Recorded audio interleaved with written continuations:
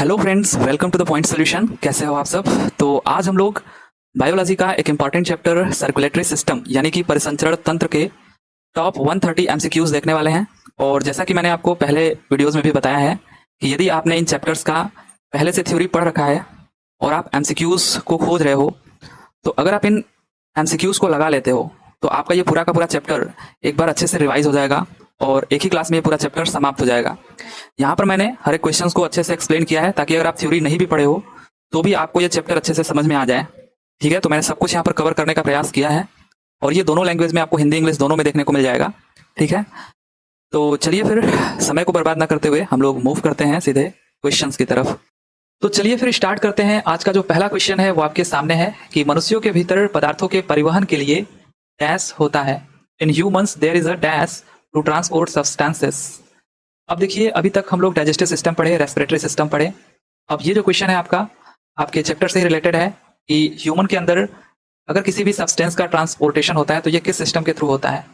अब सब्सटेंसेस मतलब ये न्यूट्रिएंट्स भी हो सकते हैं, गैसेस भी हो सकते हैं या वेस्ट मटेरियल्स भी हो सकते हैं। जैसे आपका ऑक्सीजन हो गया, कार्बन डाइऑक्साइड ये गैसेस हो गई, अमोनिया हो गया ये वेस्ट हो गया। ठीक है, तो इनका जो ट्रांसपोर्टेशन है वो कैसे होता है? तो ये पहले ब्लड में मिलते हैं, उसके बाद ये शरीर के डिफरेंट डिफरेंट हिस्से तक जाते हैं। और डिफरेंट डिफरेंट हिस्से तक कौन जाता है? तो ब्लड ही जाता है। ब्लड आपके चाहे ऊपर हो या फिर नीचे हो, दाएं बाएं, शरीर के हर एक कोने तक जाता है। तो ऑब्वियसली जो ट्रांसपोर्टेशन का काम करेगा वो भी ब्लड ही करेगा। और इस पूरे ट्रांसपोर्टेशन सिस्टम को हम क्या कहते हैं? सर्कुलेटरी सिस्टम कहते हैं। ठीक है, इसी को हमको इस चैप्टर में पढ़ना है। सो सी यहाँ पर क्या हो जाएगा? इसका करेक्ट आंसर हो जाएगा। तो क्वेश्चंस आपको हिंदी इंग्लिश दोनों में मिलेंगे, जिसमें आपको अच्छा लगे आप उसमें प्रेफर कर सकते हो। अगला क्वेश्चन है कि which of the following is not a function of circulatory system.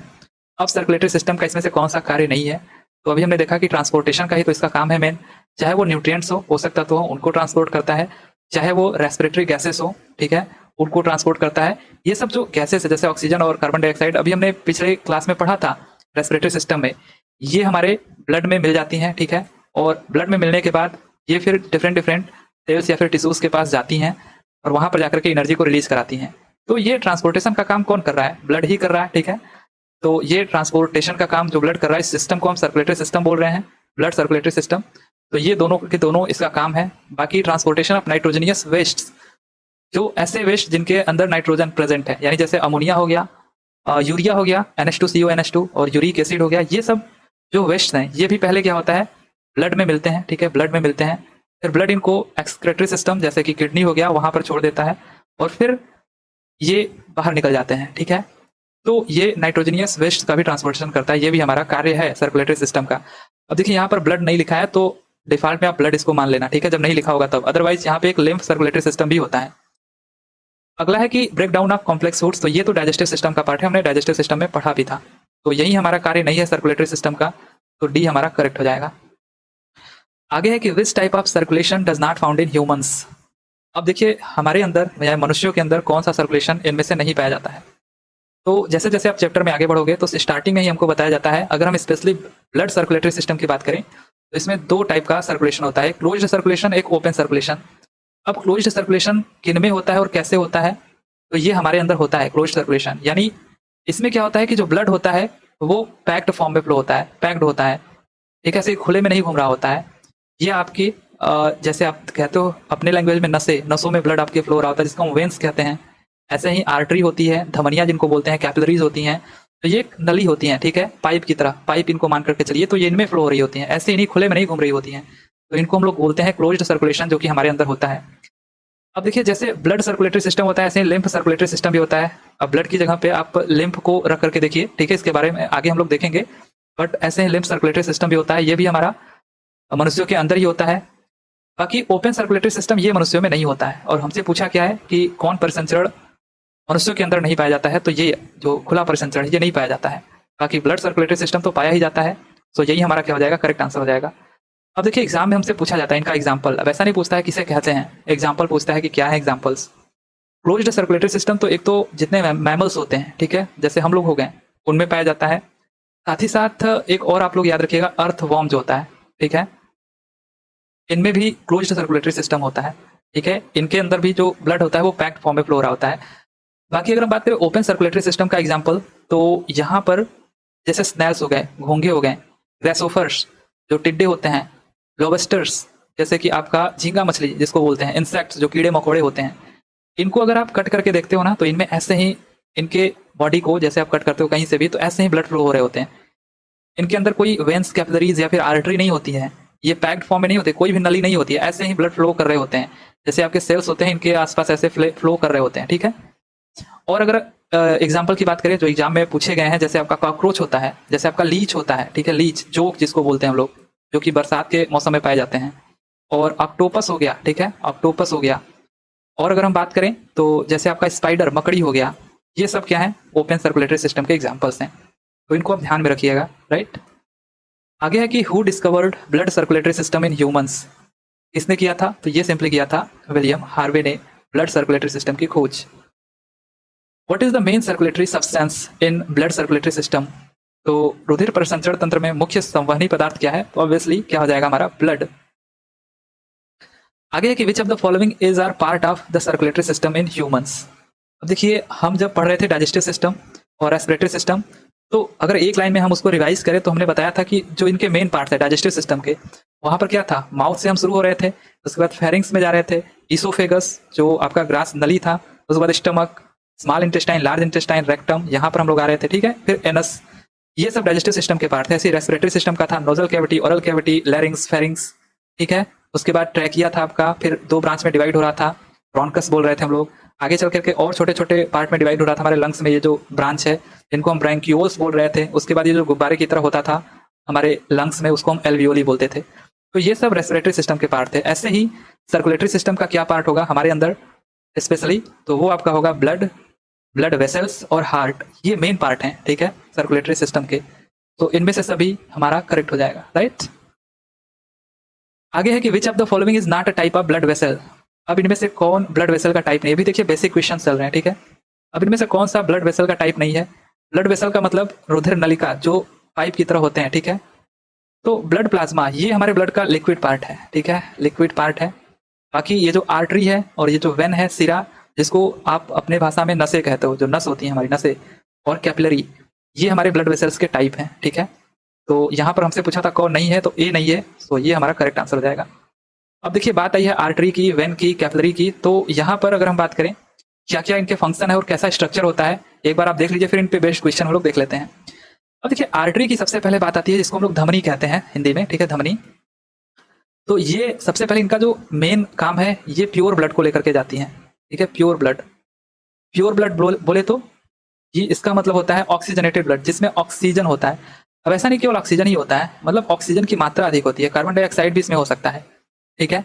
तो जिसमें ऑक्सीजन की मात्रा अधिक होती है उसको हम प्योर ब्लड कहते हैं। और इनको कौन लेकर के जाता है, तो जो धमनियां होती हैं, आर्टरीज होती हैं, और ये कहाँ से कहाँ तक लेकर के जाती हैं ब्लड को, तो ये ब्लड को हार्ट से दूर लेकर के जाती हैं, हार्ट से दूर लेकर के जाती हैं, ठीक है, आपके बॉडी के डिफरेंट पार्ट तक लेकर के जाती हैं।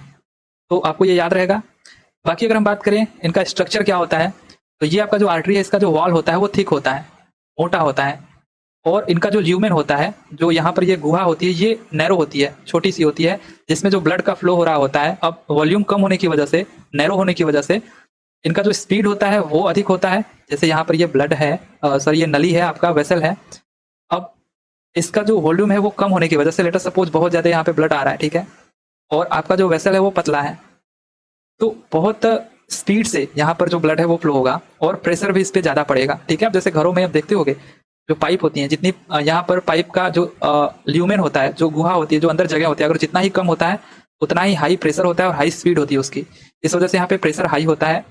और देखिए इसमें कोई वॉल्स नहीं होते हैं, ठीक है, जो आपका वेसल है उसमें कोई वॉल्व नहीं होता है। वॉल्व क्यों नहीं होता है, क्योंकि इसमें हाई स्पीड और हाई प्रेशर होने की वजह से इनमें ब्लड का बैक फ्लो होने का चांस कम होता है, और ये वॉल्व्स इसीलिए ही होते हैं कि ये बैक फ्लो को रोक सके, ठीक है, ब्लड को पीछे ना बहने दें, राइट। तो ये रहा आपका आर्टरी। ऐसे ही वेन की बात करें जिसको हम लोग बोलते हैं सीरा, ठीक है, हम इसको हम लोग नसें बोलते हैं आपके भाषा में। अब ये वेन क्या करती हैं, तो ये डीऑक्सीजनेटेड ब्लड को कैरी करती हैं, यानी इम्प्योर ब्लड को कैरी करती हैं। इम्प्योर ब्लड बोले तो इसका मतलब होता है जिसमें कार्बन डाइऑक्साइड होता है, ठीक है, यानी ये अधिक होता है इन कंपेरिजन टू अदर। तो कार्बन डाइऑक्साइड जिनमें भी मिलकर के जाते हैं उनको हम लोग बोलते हैं इम्प्योर ब्लड। तो ये किस में फ्लो होती है, वेंस में। अब ये देखिए जो ब्लड है इसको हार्ट की तरफ लेकर के जाता है, carry blood to the heart. यानी ये ब्लड को हार्ट की तरफ, शरीर से हार्ट की तरफ लेकर के जाता है, ठीक है, ये आप ध्यान दीजिएगा। अब इसका स्ट्रक्चर वाइज बात करें तो ये पतली होती हैं, ठीक है, थिन होती हैं, इनका जो वॉल होता है वो पतली होती है, लेकिन इनका जो ल्यूमेन है, जैसे ये पाइप है, ठीक है, ये पाइप है जो यहाँ पर, तो इनका जो वॉल होता है वो तो पतला होता है, लेकिन ये जो बीच का गैप होता है ना, ल्यूमेन, गुहा, वो वाइड होता है, तो आसानी से इसमें ब्लड फ्लो हो जाता है। अब आसानी से ब्लड फ्लो हो रहा है तो इसका जो स्पीड है वो भी कम होगा और इस पर प्रेशर भी उतना नहीं पड़ेगा, ठीक है, प्रेशर भी कम होगा। लो प्रेशर और लो स्पीड होता है इसमें। अब लो प्रेशर लो स्पीड है तो लेट अस सपोज जैसे कोई पाइप है यहाँ पर, और यहाँ पर अगर कोई ऐसा आ गया, चढ़ाव आ गया, ठीक है, तो पाइप से हो सकता है कि धीरे धीरे पानी जा रहा है कम प्रेशर से, कम स्पीड से, तो बैक फ्लो होने लगे। तो उस बैक फ्लो से बचाने के लिए इसमें वॉल्स लगे होते हैं, ठीक है। तो ये क्वेश्चन पूछा जाता है कि वेन में वॉल्स होते हैं या नहीं होते हैं, तो इसमें वॉल्स होते हैं ताकि बैक फ्लो से बचा सके। वो आप कैसे बता पाओगे? इनके स्ट्रक्चर को देख करके, क्योंकि इसमें जो प्रेशर होता है, जो उनकी स्पीड होती है वो कम होती है और इसमें वॉल्स की जरूरत पड़ती है ताकि बैक फ्लो ना हो जाए ब्लड, और आर्टरी में वॉल्स नहीं होते हैं, राइट। तो ये रहा आपका वेन। आगे अगर हम बात करें कैपिलरी की, तो इसे हम एक्सचेंज सेंटर बोलते हैं। यानी यहाँ पर जितने आपके न्यूट्रिएंट्स हो गए, आपके गैसेस हो गए, ऑक्सीजन हो गया, कार्बन डाइऑक्साइड, उनका एक्सचेंज होता है। जैसे ये आपका देखिए कैपिलरी है, ये आपका आर्टरी से जो आपका शुद्ध रक्त है वो आया, ये पहुंचा आपके कैपिलरीज में, ठीक है। अब कैपिलरीज क्या होती है, बहुत ही यहाँ पे थिन होगा, ठीक है, बहुत ही थिन होती हैं, पतली होती हैं और छोटी भी होती हैं। बहुत ही छोटी तो होती हैं और बहुत पतली होती हैं, बहुत सारी होती हैं, ठीक है। हमारे शरीर में बहुत सारी कैपिलरीज होती हैं और छोटी छोटी होती हैं, और इनका जो ल्यूमन होता है, इनके बीच का जो जगह होता है वो भी कम होता है, ठीक है। और यहीं से क्या होता है, जो ऑक्सीजन युक्त ब्लड आता है वो हमारे सेल्स में चला जाता है, ठीक है, टिश्यूज में चला जाता है, और वहां से कार्बन डाइऑक्साइड हमारे कैपिलरी से होकर के फिर से हमारे वेन में आ जाती है। तो यहाँ पर हुआ ना ऑक्सीजन और कार्बन डाइऑक्साइड का एक्सचेंज, तो इसलिए इसको हम एक्सचेंज सेंटर बोलते हैं। और यहाँ पर भी देखिए प्रेशर जो होता है बहुत ज्यादा नहीं होता है, लो होता है। अब ऐसा क्यों? क्योंकि आप बोलोगे यहाँ पर तो नैरो ल्यूमेन था तो हाई प्रेशर था, यहाँ भी नैरो ल्यूमेन है तो हाई प्रेशर क्यों नहीं है? क्योंकि ये बहुत सारे होते हैं, और बहुत सारे होने का मतलब कि यहाँ पर एट अ टाइम एक तरीके से कह सकते हो आरबीसी का फ्लो होता है इसमें, ठीक है। तो आसानी से फ्लो हो जाता है, कोई प्रेशर इस पर नहीं लगता, कोई स्पीड इसकी अच्छी खासी नहीं होती है, तो यहाँ पर भी किसी वॉल्व की जरूरत नहीं पड़ती है, ठीक है, नो वॉल्व्स नीडेड। तो किसमें वॉल्व की जरूरत होती है? आपके वेंस में, ठीक है। तो यह रहा आपका कैपिलरी। कैपिलरी आपके हर एक ऑर्गन्स तक, जैसे आपके है ना किडनी, लिवर, तो इस पे ऐसे जाल की तरह इस पे होते हैं, ठीक है, जकड़े होते हैं, और यहाँ पर आपका ऑक्सीजन और कार्बन डाइऑक्साइड हो गया, इनका एक्सचेंज होता है, जो न्यूट्रिएंट्स हो गए, जो वेस्ट मटेरियल्स हो गए, उनका एक्सचेंज होता है, राइट। अब देखिए इन पे बेस्ट क्वेश्चन हम लोग जल्दी जल्दी कर लेते हैं कि निम्न में से कौन मोटाई के अनुसार घटते क्रम में है। अब देखिए थिकनेस वाइज डिसेंडिंग ऑर्डर में हमको बताना है। तो अभी हमने देखा कि जो हमारी आर्टरी होती है वो सबसे मोटी थी, फिर वेन, उसके बाद कैपिलरी, ठीक है। सो डी हमारा यहाँ पर करेक्ट आंसर हो जाएगा। आगे है कि which of the following blood vessels is are made up of only one layer. अब जो कैपिलरी होता है वो केवल एक ही लेयर का बना होता है, ठीक है, बहुत ही पतला होता है, एक ही लेयर का बना होता है, नैरो ल्यूमेन होता है। तो यहाँ पर पूछा है ओनली वन लेयर से बना हुआ जो वेसल होता है उसको हम क्या कहते हैं? कैपिलरी कहते हैं। ये हमारा करेक्ट हो जाएगा। आगे कि which is helpful in exchanging nutrients, waste materials and gases between blood and cells. अब इनमें से पूछ रहा है कौन सा ऐसा है जो पोषक पदार्थों, वज्र पदार्थों और गैसों के आदान प्रदान करने में सहायक होता है। अभी हमने बोला था एक्सचेंज सेंटर कौन होता है? जो कैपिलरी होती है, ठीक है, कैपिलरी।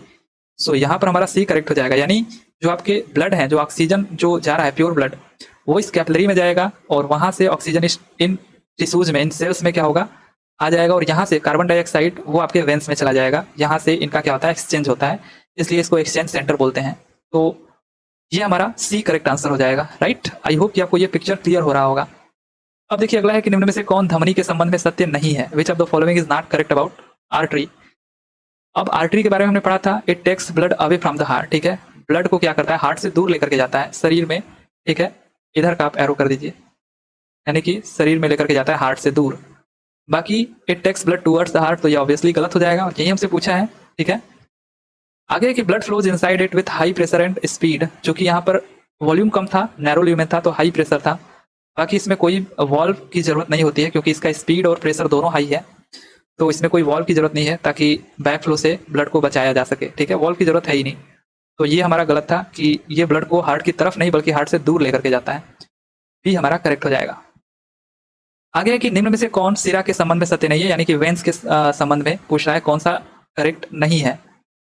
अब देखिए यह ब्लड को क्या करता है, टूवर्ड्स द हार्ट, हार्ट की तरफ लेकर के जाता है, यही तो हमने पढ़ा था कि जो हमारा हार्ट है, ठीक है, जो हमारा हार्ट है उसकी तरफ लेकर के जाता है ये ब्लड को शरीर से, ठीक है, एरो इस साइड होगा इस बार, ठीक है। तो ये हमारा सही है। इसमें रुधिर कम दाब और गति से बहता है, blood flows inside it with low pressure and high and low speed. क्योंकि यहाँ पर इसका जो वॉल्व था वो भी पतला था और इनमें इनका जो ल्यूमेन था वो वाइड था, तो ब्लड आसानी से इसमें फ्लो हो जा रहा था। तो बहुत ज़्यादा स्पीड भी इसकी नहीं थी और ना ही इसका प्रेशर हाई था, दोनों लो हैं, ठीक है। अब लो होने की वजह से इसमें वॉल्व की जरूरत पड़ती थी, क्योंकि ब्लड कहीं बैक ना फ्लो होने लगे, तो उस बैक फ्लो से बचाने के लिए इसमें वॉल्व की जरूरत होती है। यह शरीर में अधिक गहराई में स्थित होती है, नहीं ये गहराई में स्थित नहीं होती है, ये तो हमारे शरीर पे दिखती रहती है। जो नसें आपकी होती हैं जिन्हें हम वेंस कहते हैं, वो आपको दिखती रहती है ऐसे, ठीक है, आपके हाथों में। कुछ लोगों के नहीं दिखती है, बट अमूमन आप देखोगे तो दिखती रहती है, राइट। सो डी हमारा क्या हो जाएगा यहाँ पर, करेक्ट हो जाएगा, क्योंकि हमसे पूछा था कौन सा इसमें से करेक्ट नहीं है। तो ये डीपली नहीं बल्कि हमारे सर्फेसेस पे ही दिख रही होती हैं बॉडी के। आगे है कि डैश में अशुद्ध रुधिर बहता है, in dash flows impure blood. अब देखिए, अभी हमने कॉन्सेप्ट देखा कि इम्प्योर ब्लड जो होते हैं, केवल इम्प्योर ब्लड की बात करी जाए, ठीक है, इम्प्योर ब्लड, तो वो किस में फ्लो होती हैं, वो आपके वेंस में फ्लो होती हैं, यानी जिसमें कार्बन डाइऑक्साइड की मात्रा अधिक होती है। लेकिन इसमें वेन तो कहीं ऑप्शन में है ही नहीं, है लेकिन पल्मोनरी करके है, ठीक है, पल्मोनरी वेन और पल्मोनरी आर्टरी। तो देखिए, आपको हर जगह एक्सेप्शनल केसेस देखने को मिलते हैं, तो इसी तरीके से आप भी इसको एक्सेप्शनल केस ही मान के चलिए, अपवाद मान के चलिए कि अब यहाँ पर ठीक उल्टा हो जाएगा। जो पल्मोनरी वेन होगा वो प्योर ब्लड को लेकर के जाएगा और जो पल्मोनरी आर्टरी होगा वो इम्प्योर ब्लड को कैरी करता है, ठीक है। अब देखिए, यहाँ पर इस पिक्चर से आपको क्लियर होगा, मैं आपको इस यहाँ पर ये जो पिक्चर इसको दो पार्ट में बांट रहा हूँ। एक तो हार्ट से आपके शरीर की तरफ जो ब्लड फ्लो हो रहा है, ठीक है, उसको मैं रेड कलर से दिखा रहा हूँ, ठीक है, ये रेड कलर से। और एक अगर मैं बात करूँ यहाँ पर ब्लू कलर से मैं दिखा रहा हूँ, जो आपका ब्लड आपके शरीर से आपके अंदर सॉरी हार्ट की तरफ फ्लो हो रहा है, वो ब्लू कलर से मैं दिखा रहा हूँ। तो ये जितने भी आप ब्लड यहाँ पर देख रहे हो फ्लो हो रहे हैं, जो आपके हार्ट की तरफ हो रहे हैं, वो सब क्या है, प्योर ब्लड हैं, ऑक्सीजन युक्त ब्लड हैं। और ये कौन लेकर के जाएगा, तो ये आपका आर्टरी लेकर के जाएगा, ठीक है, आर्टरी, धमनियां, और सॉरी ये जो बाहर निकल रही हैं, ठीक है, और जो आपके हार्ट की तरफ जा रही हैं, अंदर जा रही हैं, वो क्या होती है, वो इम्प्योर ब्लड होती है, ठीक है, इम्प्योर ब्लड, जिनको कौन कैरी करता है, इनको वेंस कैरी करते हैं, ठीक है। तो ये तो हो गया आपके शरीर से, आपके बॉडी से, आपके सेल्स से, ठीक है, आपके जितने ऑर्गन्स है वहां से हार्ट की तरफ। लेकिन अब दूसरा हिस्सा है आपके हार्ट से आपके लंग्स की तरफ, ठीक है, जो ब्लड फ्लो होता है उनकी अगर हम बात करें, तो जो आपका कार्बन डाइऑक्साइड युक्त यानी इम्प्योर ब्लड है, जो आपके हार्ट से लंग्स की तरफ फ्लो होता है, वो कैसे फ्लो होता है, तो वो पल्मोनरी आर्टरी के थ्रू फ्लो होता है, ठीक है, यानी इम्प्योर ब्लड पल्मोनरी आर्टरी से आपके लंग्स तक फ्लो होता है। अब यहाँ पर ये जाकर के लंग्स से चला जाता है बाहर, ठीक है, आपके नॉस्ट्रिल से, और वहां से जब आप सांस लेते हो तो ऑक्सीजन आता है, और इस ऑक्सीजन को कौन लेकर के आता है, तो अब ये आपका पल्मोनरी वेन लेकर के आता है। इस वजह से हम कहते हैं कि जो पल्मोनरी वेन है, जितने भी आपको रेड कलर में दिख रहे हैं, वो सब प्योर ब्लड है, इसलिए हम कहते हैं कि जो पल्मोनरी वेन है वो प्योर ब्लड को लेकर के आता है, ठीक है। तो ये जो दो हिस्सों में मैंने बांटा, आई होप कि आपको समझ में आया होगा। मैं ये कह रहा हूं कि जो हार्ट से ब्लड आपके शरीर तक जा रहा है और आ रहा है, उस केस में तो आप सही हो कि जो आपका आर्टरी है वो प्योर ब्लड लेकर के जाएगा और इम्प्योर ब्लड को वेंस लेकर के आपके हार्ट तक जाएगा। लेकिन जैसे ही ये बात आएगी हार्ट से लंग्स की तरफ, तो जो इम्प्योर ब्लड होगा जिसमें कार्बन डाइऑक्साइड अधिक होगा, उसको इस बार पल्मोनरी आर्टरी लेकर के जाएगी, और जो प्योर ब्लड होगा जिसमें ऑक्सीजन की मात्रा अधिक होगी, उसको पल्मोनरी वेन लेकर के आएगा आपके हार्ट की तरफ। तो आई होप कि ये पिक्चर आपको क्लियर हुआ होगा। तो यहाँ पर in dash flows impure blood, तो इम्प्योर ब्लड पूछेगा, और ऑप्शन में अगर आपको पल्मोनरी करके दिख रहा है यानी फुफ्फुसी है, तो ये आपका आर्टरी हो जाएगा, पल्मोनरी आर्टरी, ठीक है। तो केवल बी हमारा सही है, ओनली बी, ठीक है, इसको ध्यान दीजिएगा। आगे है कि which of the following connects artery and when, artery और वेन को कौन कनेक्ट करता है, तो हमने देखा अभी ये आपका क्या है, आर्टरी जो प्योर ब्लड को कैरी किए हुए है, ये आपका है वेन जो इम्प्योर ब्लड को कैरी किए हुए है, इनको कौन कनेक्ट कर रहा है, ये आपका कैपिलरी जो जाल की तरह आपको दिख रहा है, ठीक है। सो यहाँ पर सी करेक्ट हो जाएगा। आगे है कि when amount of oxygen in blood is high then it is called, अगर ऑक्सीजन की मात्रा अधिक है ब्लड में तो इसे हम क्या कहते हैं, प्योर ब्लड कहते हैं। अब सीरा का रंग कैसा प्रतीत होता है, ठीक है। तो what does the colour of veins look like generally, तो ये ब्लू कलर का, ठीक है, आप देखते भी होंगे अपने हाथों में, तो ये जनरली ब्लू कलर का दिखाई पड़ता है, बी हमारा करेक्ट हो जाएगा। आगे है कि डैश में रक्त उच्च दाब के साथ बहता है, in dash blood flows with high pressure, ये भी हम देख चुके हैं आर्टरी में, क्योंकि इसका जो वॉल्व था वो थिक था और ल्यूमेन कम था, नैरो था, वॉल्यूम कम था, तो हाई प्रेशर के साथ आर्टरी में ब्लड फ्लो होता है। आगे है कि डैश खाली होने के बाद पिचक जाता है, क्या चीज? तो ओनली आर्टरी, ये ध्यान दीजिएगा आप लोग, आर्टरी में अगर ब्लड नहीं होगा तो ये पिचक जाएगा, ठीक है, सिंपली आप इसको याद रखिएगा। अगला क्वेश्चन है कि अशुद्ध रक्त में डैश की मात्रा अपेक्षाकृत अधिक होती है। इम्प्योर ब्लड की बात हो रही है तो इसमें कार्बन डाइऑक्साइड की मात्रा अधिक होती है, राइट। तो ये सब चीजें आपको अब क्लियर हो रही होंगी। What is the main function of the value in the when? सिरा में उपस्थित जो कपाट है उसका मुख्य कार्य क्या है? तो यही चीज हम लोग बार बार देख रहे थे कि जो इसमें वॉल्व होते हैं इनका जो मेन फंक्शन है वो क्या है? ये ब्लड को बैक फ्लो होने से बचाते हैं, जो ब्लड फ्लो हो रहा है इनको बैक फ्लो होने से बचाते हैं वॉल्व्स, ठीक है। तो it prevents the back flow of blood in opposite direction. So D हमारा क्या हो जाएगा? करेक्ट आंसर हो जाएगा। आगे है कि which of the following is incorrect related to blood? अब ब्लड से रिलेटेड इसमें से पूछा है कौन इनकरेक्ट है। तो देखिए, it is a liquid connective tissue, ये हमारा क्या है? एक द्रव संयोजी ऊतक है, ये बिल्कुल सही है, ये बचपन से हम लोग पढ़ते आ रहे हैं। इसका जो पीएच वैल्यू होता है वो 7.4 होता है, ये भी सही है। इसकी उत्पत्ति मध्य जन स्तर से होता है, यानी मेसोडर्मल लेयर से होता है, ये भी सही है, ठीक है। अभी हम आगे देखेंगे और भी लेयर जैसे एक्टोडर्मल और एंडोडर्मल आएंगे, लेकिन ये जो ब्लड है इसकी जो उत्पत्ति होती है वो मेसोडर्मल लेयर से होती है। आगे यह एसिडिक नेचर का होता है, तो 7.4 होता है, इसका मतलब बेसिक नेचर होता है इसका, एसिडिक नहीं। सो यही हमारा क्या हो जाएगा? इनकरेक्ट। और हमसे पूछा भी इनकरेक्ट था, तो डी ऑप्शन करेक्ट हो जाएगा। रुधिर के अध्ययन को क्या कहते हैं? Study of blood is called, तो ये आपका कहलाता है हिमेटोलॉजी, राइट। सी हमारा करेक्ट हो जाएगा। On average how much blood should a healthy human body have? तो एक स्वस्थ मनुष्य के शरीर का औसतन रक्त कितना होना चाहिए? यहाँ पे अडल्ट की बात करी जा रही है, ठीक है, अडल्ट। और वो भी अडल्ट में हम बात कर रहे हैं अगर मेल की, तो मेल में ये 5 से 6 लीटर होना चाहिए, और फीमेल में यही चीज आपका 4 से 5 लीटर होना चाहिए, ठीक है। तो इसको आप ध्यान दीजिएगा। तो सी हमारा करेक्ट हो जाएगा। मेल में कुछ नहीं पूछा है तो आप सिंपली मेल का बताओगे 5 से 6 litre. Which of the following is are components of blood? अब ब्लड के कौन कौन से कंपोनेंट हैं? तो ब्लड के देखिए यहाँ पर अगर हम बात करें तो ब्लड के अंदर प्लाज्मा होता है जो कि लिक्विड पार्ट होता है इसका, और फिर सेल्स होते हैं जिसमें आपका रेड ब्लड सेल्स जिनको आरबीसी, या इन्हीं को सेल्स की जगह कार्पस्क्यूल्स भी कहते हैं। तो आप इसमें कंफ्यूज मत होइएगा कि ये क्या लिखा है, ठीक है। लाल रक्त कणिका यानी रेड ब्लड कार्पस्क्यूल्स या रेड ब्लड सेल, और व्हाइट ब्लड सेल, और एक आपका प्लेटलेट, ठीक है, इसको बिम्बाणु भी कहते हैं हिंदी में।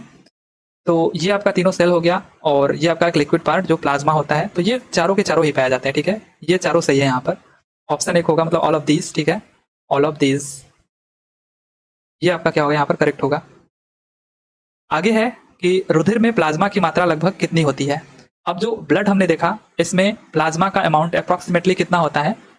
तो ये आपका होता है 55%, ठीक है, प्लाज्मा। और जो अभी हमने सेल्स देखा, ठीक है, जो सेल था जैसे आपका आरबीसी हो गया, डब्ल्यूबीसी, और जो प्लेटलेट्स थे, इनकी जो मात्रा होती है वो 45% होती है, और प्लाज्मा 55%। अब देखिए इसमें आपको क्लियर हो जाएगा सारी चीजें कि what is the approximate percentage of water in blood plasma. तो ब्लड प्लाज्मा में पूछ रहा है कि वाटर का परसेंटेज कितना होता है, ठीक है, वाटर का परसेंटेज कितना होता है। तो अभी हमने देखा कि प्लाज्मा 55% होता है और सेल्स जो होती हैं वो 45% होती हैं। अब लेकिन इस प्लाज्मा में भी जो वाटर होता है वो लगभग 90% होता है। तो ऑप्शन में आपको 90 के आसपास जो भी दिखे, 90 से 92%, ये हमारा करेक्ट हो जाएगा, ठीक है, डी ऑप्शन। आगे अगर हम बात करें यहाँ पर देखिए, तो जो प्लाज्मा है इसके अंदर अभी हमने देखा कि जो वाटर है वो 90 से 92%, और जो प्रोटीन्स हैं वो 7 से 8 या फिर कहीं पे आपको 6 से 8% देखने को मिल जाएगा, और जो अदर फैक्टर्स हैं, अदर कंपोनेंट्स, वो 1 से 2% आपको देखने को मिल जाएगा, ठीक है। अब देखिए यहाँ पर वाटर तो हो गया, लेकिन ये जो प्रोटीन्स हैं इनमें कुछ ऐसे इंपॉर्टेंट प्रोटीन्स है जो आपसे एग्जाम में पूछा जाता है। जैसे आपका एल्ब्यूमिन है, आगे देखेंगे हम लोग, ग्लोब्यूलिन है, और फाइब्रिनोजेन। जैसे एल्ब्यूमिन का काम क्या है? ऑस्मोटिक बैलेंस का काम है इसका, ठीक है, ऑस्मोटिक बैलेंस, यानी ये क्या करता है? आपका ब्लड प्रेशर को रेगुलेट करने का काम करता है, ये जो प्रोटीन होता है एल्ब्यूमिन। और जो ग्लोब्यूलिन होता है ये हमारे शरीर के अंदर एंटीबॉडीज का निर्माण करता है और हमारे शरीर को सुरक्षा प्रदान करता है, इम्यूनिटी प्रोवाइड करता है, ग्लोब्यूलिन प्रोटीन। और फाइब्रिनोजेन तो आपको पता होगा कि ये हमारा ब्लड क्लॉटिंग या ब्लड कोआगुलेशन में हेल्प करता है, यानी कि रक्त के थक्के को बनने में सहायता करता है फाइब्रिनोजेन प्रोटीन, ठीक है। और अदर फैक्टर्स जैसे फैट हो गया, sugar, salts, urea, uric acid, hormones, ये सब प्लाज्मा में मिले होते हैं, ठीक है। तो ये सारी चीजें प्लाज्मा में हमारी उपस्थित होती हैं, इनका परसेंटेज आप ध्यान में रखिएगा। रुधिर के प्लाज्मा का रंग कैसा होता है? तो इनके प्लाज्मा का जो रंग होता है वो हल्का पीला कलर होता है, बी हमारा क्या है? करेक्ट आंसर है। अब नेचर ऑफ प्लाज्मा इज, तो प्लाज्मा का नेचर कैसा होता है? तो ये बेसिक नेचर का होता है, बी ऑप्शन यहाँ पर हमारा क्या है? करेक्ट है। अब देखिए ब्लड प्लाज्मा कंटेंस, यही क्वेश्चन था आपका, यही मैंने आपको बताया कि वाटर प्लाज्मा में हमारे 90 से 92% होता है, प्रोटीन 6 से 8%, और बाकी इनऑर्गेनिक आयंस जो होते हैं जिसमें काफ़ी सारी चीज़ें आपने देखी थी, तो ये कितने होते हैं, लगभग 1% होते हैं। तो ऑल ऑफ दीज यहाँ पर करेक्ट है, ठीक है, सभी हमारे यहाँ पर सही हैं। अब प्लाज्मा में मुख्य रूप से पाए जाने वाले प्रोटीन कौन कौन से हैं? अभी हमने जो देखा, मैंने बोला कि इंपॉर्टेंट है, ठीक है, पूछा भी जाता है। तो इसमें जो पाए जाने वाले इंपॉर्टेंट प्रोटीन्स हैं वो आपका एल्ब्यूमिन है, ग्लोब्यूलिन है और फाइब्रिनोजेन है, ठीक है, और इनके क्या क्या काम है ये भी पूछा जाता है। तो आगे हम लोग देखेंगे। तो यहाँ पर ये तीनों के तीनों इसमें पाए जाते हैं आपके प्लाज्मा में। अब देखिए, प्रोटीन की आवश्यकता रक्त का थक्का बनाने या स्कंदन में होता है।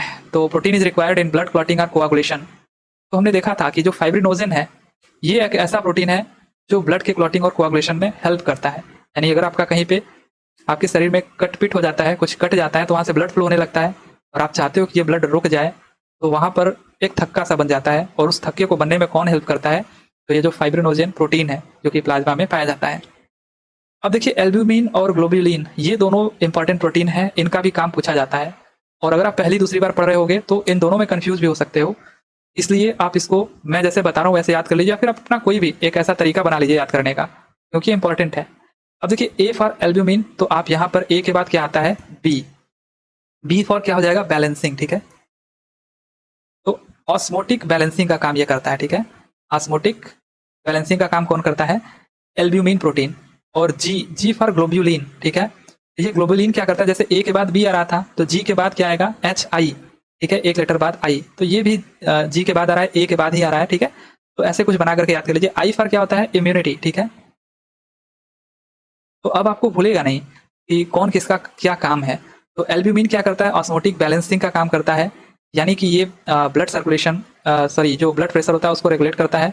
बाकी जो ग्लोब्यूलिन होता है ये हमारे शरीर में एंटीबॉडीज का निर्माण करता है और शरीर को सुरक्षा प्रदान करता है, इम्यूनिटी प्रोवाइड करता है। आई फॉर इम्यूनिटी आप याद रखना, ठीक है। जी आई और ए बी, तो आपको भूलेगा नहीं, राइट। तो यहाँ पर आपका फाइब्रिनोजेन करेक्ट था, जो कि ब्लड क्लॉटिंग और कोआगुलेशन में हेल्प कर रहा था। अब देखिए, आप बोल के दिखाइए कि which of the following protein is used for osmotic balance. Osmotic balance जैसे ही बी आया तो आप याद करोगे ए और बी को, ठीक है। यानी ए फॉर एल्ब्यूमिन और बी फॉर बैलेंसिंग, ठीक है। बैलेंस, ऑस्मोटिक बैलेंस यानी परासरणी संतुलन के लिए कौन होता है, कौन सा प्रोटीन जिम्मेदार होता है? तो ये आपका होता है एल्ब्यूमिन। आप आसानी से टिक कर पाओगे, राइट। अगला है कि which is the protein present in plasma that prevents blood clot inside the body. अब बॉडी के बाहर अगर कोई भी कटपिट हो रहा था और वहां पर आपको रक्त का थक्का बनवाना था, यानी क्लॉट करवाना था, तो ऐसे केस में फाइब्रिनोजेन हेल्प कर रहा था, ठीक है। लेकिन अब हमारे शरीर के अंदर की बात हो रही है, ठीक है।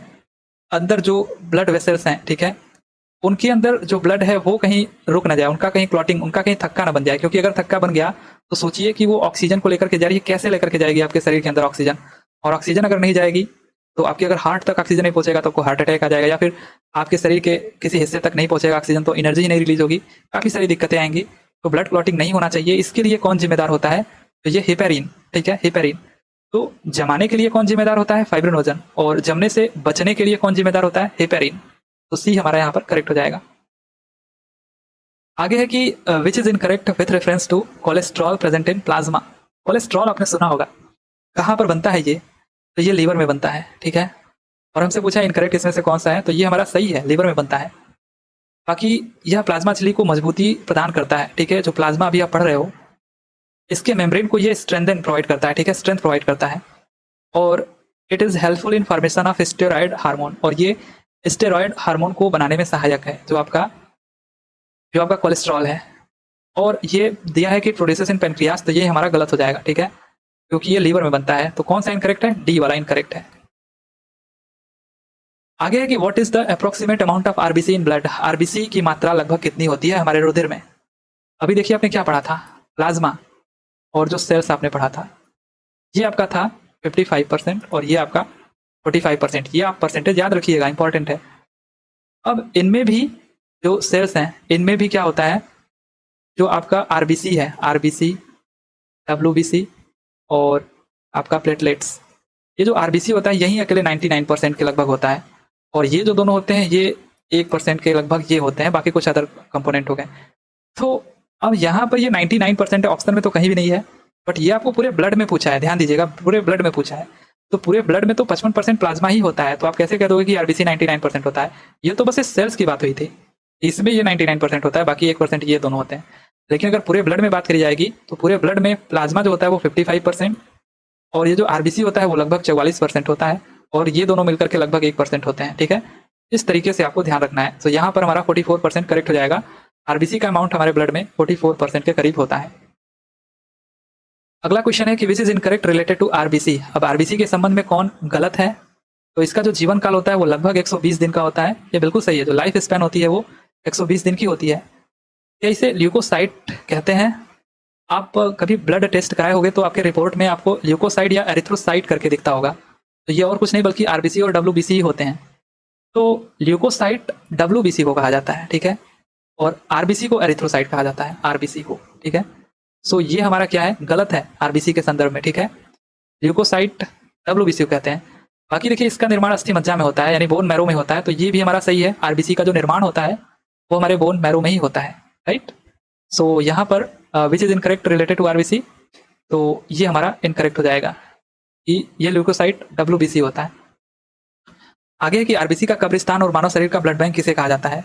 विच is called the graveyard of RBC and blood bank of human body. तो ये कहते हैं सिंपली स्प्लीन को। ठीक है, आरबीसी का ग्रेवयार्ड यानी कब्रिस्तान स्प्लीन को कहते हैं। अभी हमने देखा कि जो इसका लाइफ स्पैन है 120 दिन का, उसके बाद ये आकर के स्प्लीन में, प्लीहा में, जिसको तिल्ली भी कहते हैं हिंदी में, इसमें आकर के ये डिस्ट्रॉय हो जाता है और जो कुछ बच जाता है वो स्टोर हो जाता है। इस वजह से इसको हम ब्लड बैंक भी कहते हैं ह्यूमन बॉडी का। ठीक है, तो बी हमारा करेक्ट आंसर हो जाएगा। आगे है कि भ्रूणीय अवस्था में आरबीसी का निर्माण कहां पर होता है, यानी where is the production of RBC take place in embryonic stage, यानी जन्म से पहले। ठीक है, जन्म से पहले की बात हो रही है। अभी तक आपने देखा कि आरबीसी का निर्माण हमारे बोन मैरो में हो रहा है, लेकिन जन्म से पहले ये कहां पर होता है, तो लीवर में होता है। लेकिन आपके ऑप्शन में अगर कुछ ऐसा है लीवर और स्प्लीन, ये कभी आया हुआ क्वेश्चन है, लीवर और स्प्लीन, तो वहां पर आपको ए और सी दोनों करेक्ट करना है। अगर ये ए और सी ना दिया होता और यहाँ पर कोई और ऑप्शन दिया होता तो आप केवल लीवर पे जाते। ठीक है, लीवर पे। लेकिन अगर ये ए और सी दोनों है, यानी कि स्प्लीन और लीवर दोनों है, तो आप डी को करेक्ट करोगे। ठीक है, तो भ्रूणीय अवस्था में जब जन्म नहीं हुआ होता है, एम्ब्रियोनिक स्टेज में होता है, तो ऐसे केस में जो लीवर होता, जो आरबीसी होता है उसका निर्माण लीवर और स्प्लीन में होता है, राइट। अगला क्वेश्चन है कि haemoglobin is found in, haemoglobin dash में पाया जाता है। सो हीमोग्लोबिन ये रेड ब्लड सेल का इंपॉर्टेंट कंपोनेंट है, सो इसी में पाया जाता है। हमारा ए हमारा करेक्ट हो जाएगा, राइट। एच बी आगे चल के देखेंगे हम लोग, एच बी से डिनोट करेंगे इसको। At high altitude red blood corpuscles in the human body will be, यानी हाई अल्टीट्यूड अधिक ऊंचाई वाली जगहों पे जाने पर जो आरबीसी होता है उसके साथ क्या घटना घटती है? क्या ये साइज में बढ़ने लगता है? क्या इसका जो संख्या है वो कम होने लगता है? क्या इसकी संख्या बढ़ने लगती है, इंक्रीज इन नंबर, या फिर इसकी साइज घटने लगती है? तो जैसे जैसे हम ऊंचाई पर जाते हैं, ठीक है, तो वैसे वैसे ऑक्सीजन की कमी होती है। तो ऑक्सीजन की कमी होगी तो हमारे ब्लड में, हमारे आरबीसी में जो हीमोग्लोबिन होता है वो क्या करता है, ब्लड को बांध कर लेकर के चलता है। ठीक है, यानी ब्लड के साथ मिल करके, तो इसको ऑक्सीजन की रिक्वायरमेंट होगी जैसे जैसे ऊपर जाएगा। तो इस वजह से ये ज्यादा से ज्यादा सोचेगा ऑक्सीजन को मैं साथ ले लूं, और ज्यादा से ज्यादा ऑक्सीजन को साथ लेने के लिए इस हीमोग्लोबिन को क्या करना होगा, इंक्रीज होना होगा। ठीक है, तो अब ये इंक्रीज कैसे होगा, जब आपका आरबीसी बढ़ेगा। ठीक है, तो आरबीसी को ओवरऑल क्या होना पड़ेगा, इंक्रीज होना पड़ेगा। तो जैसे जैसे हम ऊंचाई वाले स्थान पर जाते हैं तो आरबीसी हमारी क्या होती है, बढ़ती है। ठीक है, तो सी हमारा यहाँ पर क्या होगा, करेक्ट होगा। अगला क्वेश्चन हमारा है आरबीसी में होगा, in RBC dash will take place. So RBC में क्या होता है, एरोबिक रेस्पिरेशन या फिर एनएरोबिक रेस्पिरेशन, या माइटोकॉन्ड्रिया, या फिर त्वचीय श्वसन यानी क्यूटिकल रेस्पिरेशन। तो अभी हमने रेस्पिरेटरी सिस्टम में पढ़ा था एरोबिक और एनएरोबिक रेस्पिरेशन। जो ऑक्सीजन के प्रेजेंस में होता है वो आपका एरोबिक रेस्पिरेशन था, जो ऑक्सीजन के एब्सेंस में होता था वो एनएरोबिक रेस्पिरेशन था। और ये जो आपका एरोबिक रेस्पिरेशन है ये माइटोकॉन्ड्रिया में होता था। कहां पर, माइटोकॉन्ड्रिया में। जबकि जो आपका एनएरोबिक रेस्पिरेशन है ये आपका साइटोप्लाज्म में होता था। ठीक है, साइटोप्लाज्म में। तो आरबीसी में न ही माइटोकॉन्ड्रिया होता है और न ही न्यूक्लियस होता है, तो यहाँ पर कौन सा रेस्पिरेशन होगा, एनएरोबिक रेस्पिरेशन होगा, जो कि साइटोप्लाज्म में होता है। यहीं से ये एनर्जी रिलीज करता है। ठीक है, तो यहाँ पर अगर पूछे आरबीसी में कौन सा रेस्पिरेशन होता है तो आपको बताना है एनएरोबिक रेस्पिरेशन, इंपॉर्टेंट है। ठीक है, इसको ध्यान दीजिएगा। अगला है कि आरबीसी का बनना क्या कहलाता है, production of RBC is known as. अब देखिए आरबीसी का जो बनना है वो कहलाता है एरिथ्रोपोएसिस। ठीक है, एरिथ्रोपोएसिस। और जहां पर ये बनता है जिस ऑर्गन्स में, उसको हम लोग कहते हैं एरिथ्रोपोएटिक ऑर्गन, ठीक है। तो दोनों चीजें आप ध्यान दीजिएगा, एरिथ्रोपोएसिस यानी आरबीसी का प्रोडक्शन यानी आरबीसी का बनना कहलाता है, जबकि जिसमें ये बनता है उसे हम लोग एरिथ्रोपोएटिक ऑर्गन कहते हैं। साथ ही साथ ये जो आपका है एरिथ्रोपोएटिन, ये एक हार्मोन है, ठीक है, ये एक हार्मोन है जो कि किडनी में होता है और ये हमारे बोन मैरो को बोलता है आरबीसी का निर्माण करने के लिए, ठीक है। ये एक तरीके से मैसेज देता है, मैसेज देने का काम करता है बोन मैरो को कि भाई अब ब्लड बनना शुरू कर दो, ठीक है। तो ये तीनों के तीनों आपके आरबीसी से रिलेटेड हैं, लेकिन जो एरिथ्रोपोएटिक ऑर्गन है जहां पर आरबीसी बनता है उस ऑर्गन को कहते हैं, और उसे बनने के लिए कौन कहता है, तो एरिथ्रोपोएटिन हार्मोन कहता है। और इस पूरे प्रोसेस को यानी कि जो आरबीसी का बनना है इसे हम लोग एरिथ्रोपोएसिस कहते हैं। तो बनना क्या कहलाता है, एरिथ्रोपोएसिस, ये हमारा करेक्ट हो जाएगा। आगे है कि असामान्य रूप से आरबीसी का बढ़ना क्या कहलाता है। So increase in RBC abnormally is known as, तो आरबीसी का जो बढ़ना होता है असामान्य रूप से, इसे हम लोग कहते हैं पॉलीसाइथीमिया, ठीक है। क्या कहते हैं, पॉलीसाइथीमिया। और वहीं पर आरबीसीज का एबनॉर्मली डिक्रीज होना, ये क्या कहलाता है, तो ये कहलाता है आपका एरिथ्रोसाइटोपेनिया, राइट। तो पॉलीसाइथीमिया ये इंक्रीज होना आरबीसी का, ठीक है। एबनॉर्मली अगर ये इंक्रीज हो रहा है और एबनॉर्मली अगर ये डिक्रीज हो रहा है, तो आरबीसी का एबनॉर्मली डिक्रीज होना क्या कहलाता है, एरिथ्रोसाइटोपेनिया। तो आई होप कि आपको याद रहेगा, पॉलीसाइथीमिया आरबीसी का इंक्रीज होना, ये हमारा करेक्ट हो जाएगा। आगे कि निम्न में से कौन सा एरिथ्रोपोएटिक अंग हो सकता है। अभी हमने देखा एरिथ्रोपोएटिक अंग जो आपका ब्लड का निर्माण कर रहा था, कौन करता है, बोन मैरो करता है। साथ ही साथ यहाँ पर देखिए लीवर भी है ऑप्शन में। लीवर कब करता है ब्लड का यानी आरबीसी का निर्माण, तो ये करता है आपका जन्म से पहले, ठीक है, बिफोर बर्थ। आपने देखा था जब एम्ब्रियोनिक स्टेज में था, भ्रूणीय अवस्था में था, तब ये लीवर क्या करता है, आरबीसी का निर्माण करता है, और अदरवाइज बोन मैरो करता है आरबीसी का निर्माण। तो ये जो ऑर्गन्स हैं इनको हम लोग एरिथ्रोपोएटिक ऑर्गन कहते हैं, ठीक है। तो बी और सी दोनों यहाँ पर क्या हो जाएगा, करेक्ट हो जाएगा। आगे है कि 120 दिन बाद आरबीसी को डैश निकल जाता है।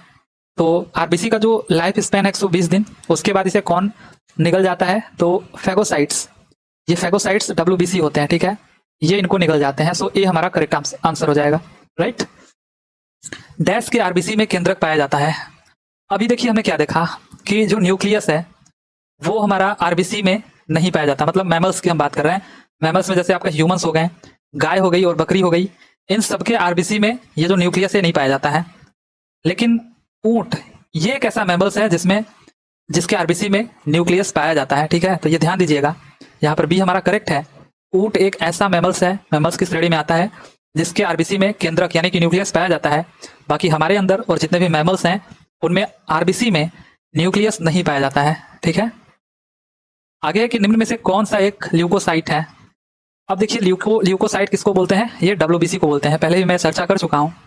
सो बी हमारा यहाँ पर क्या है, करेक्ट है, ल्यूकोसाइट यानी डब्ल्यूबीसी।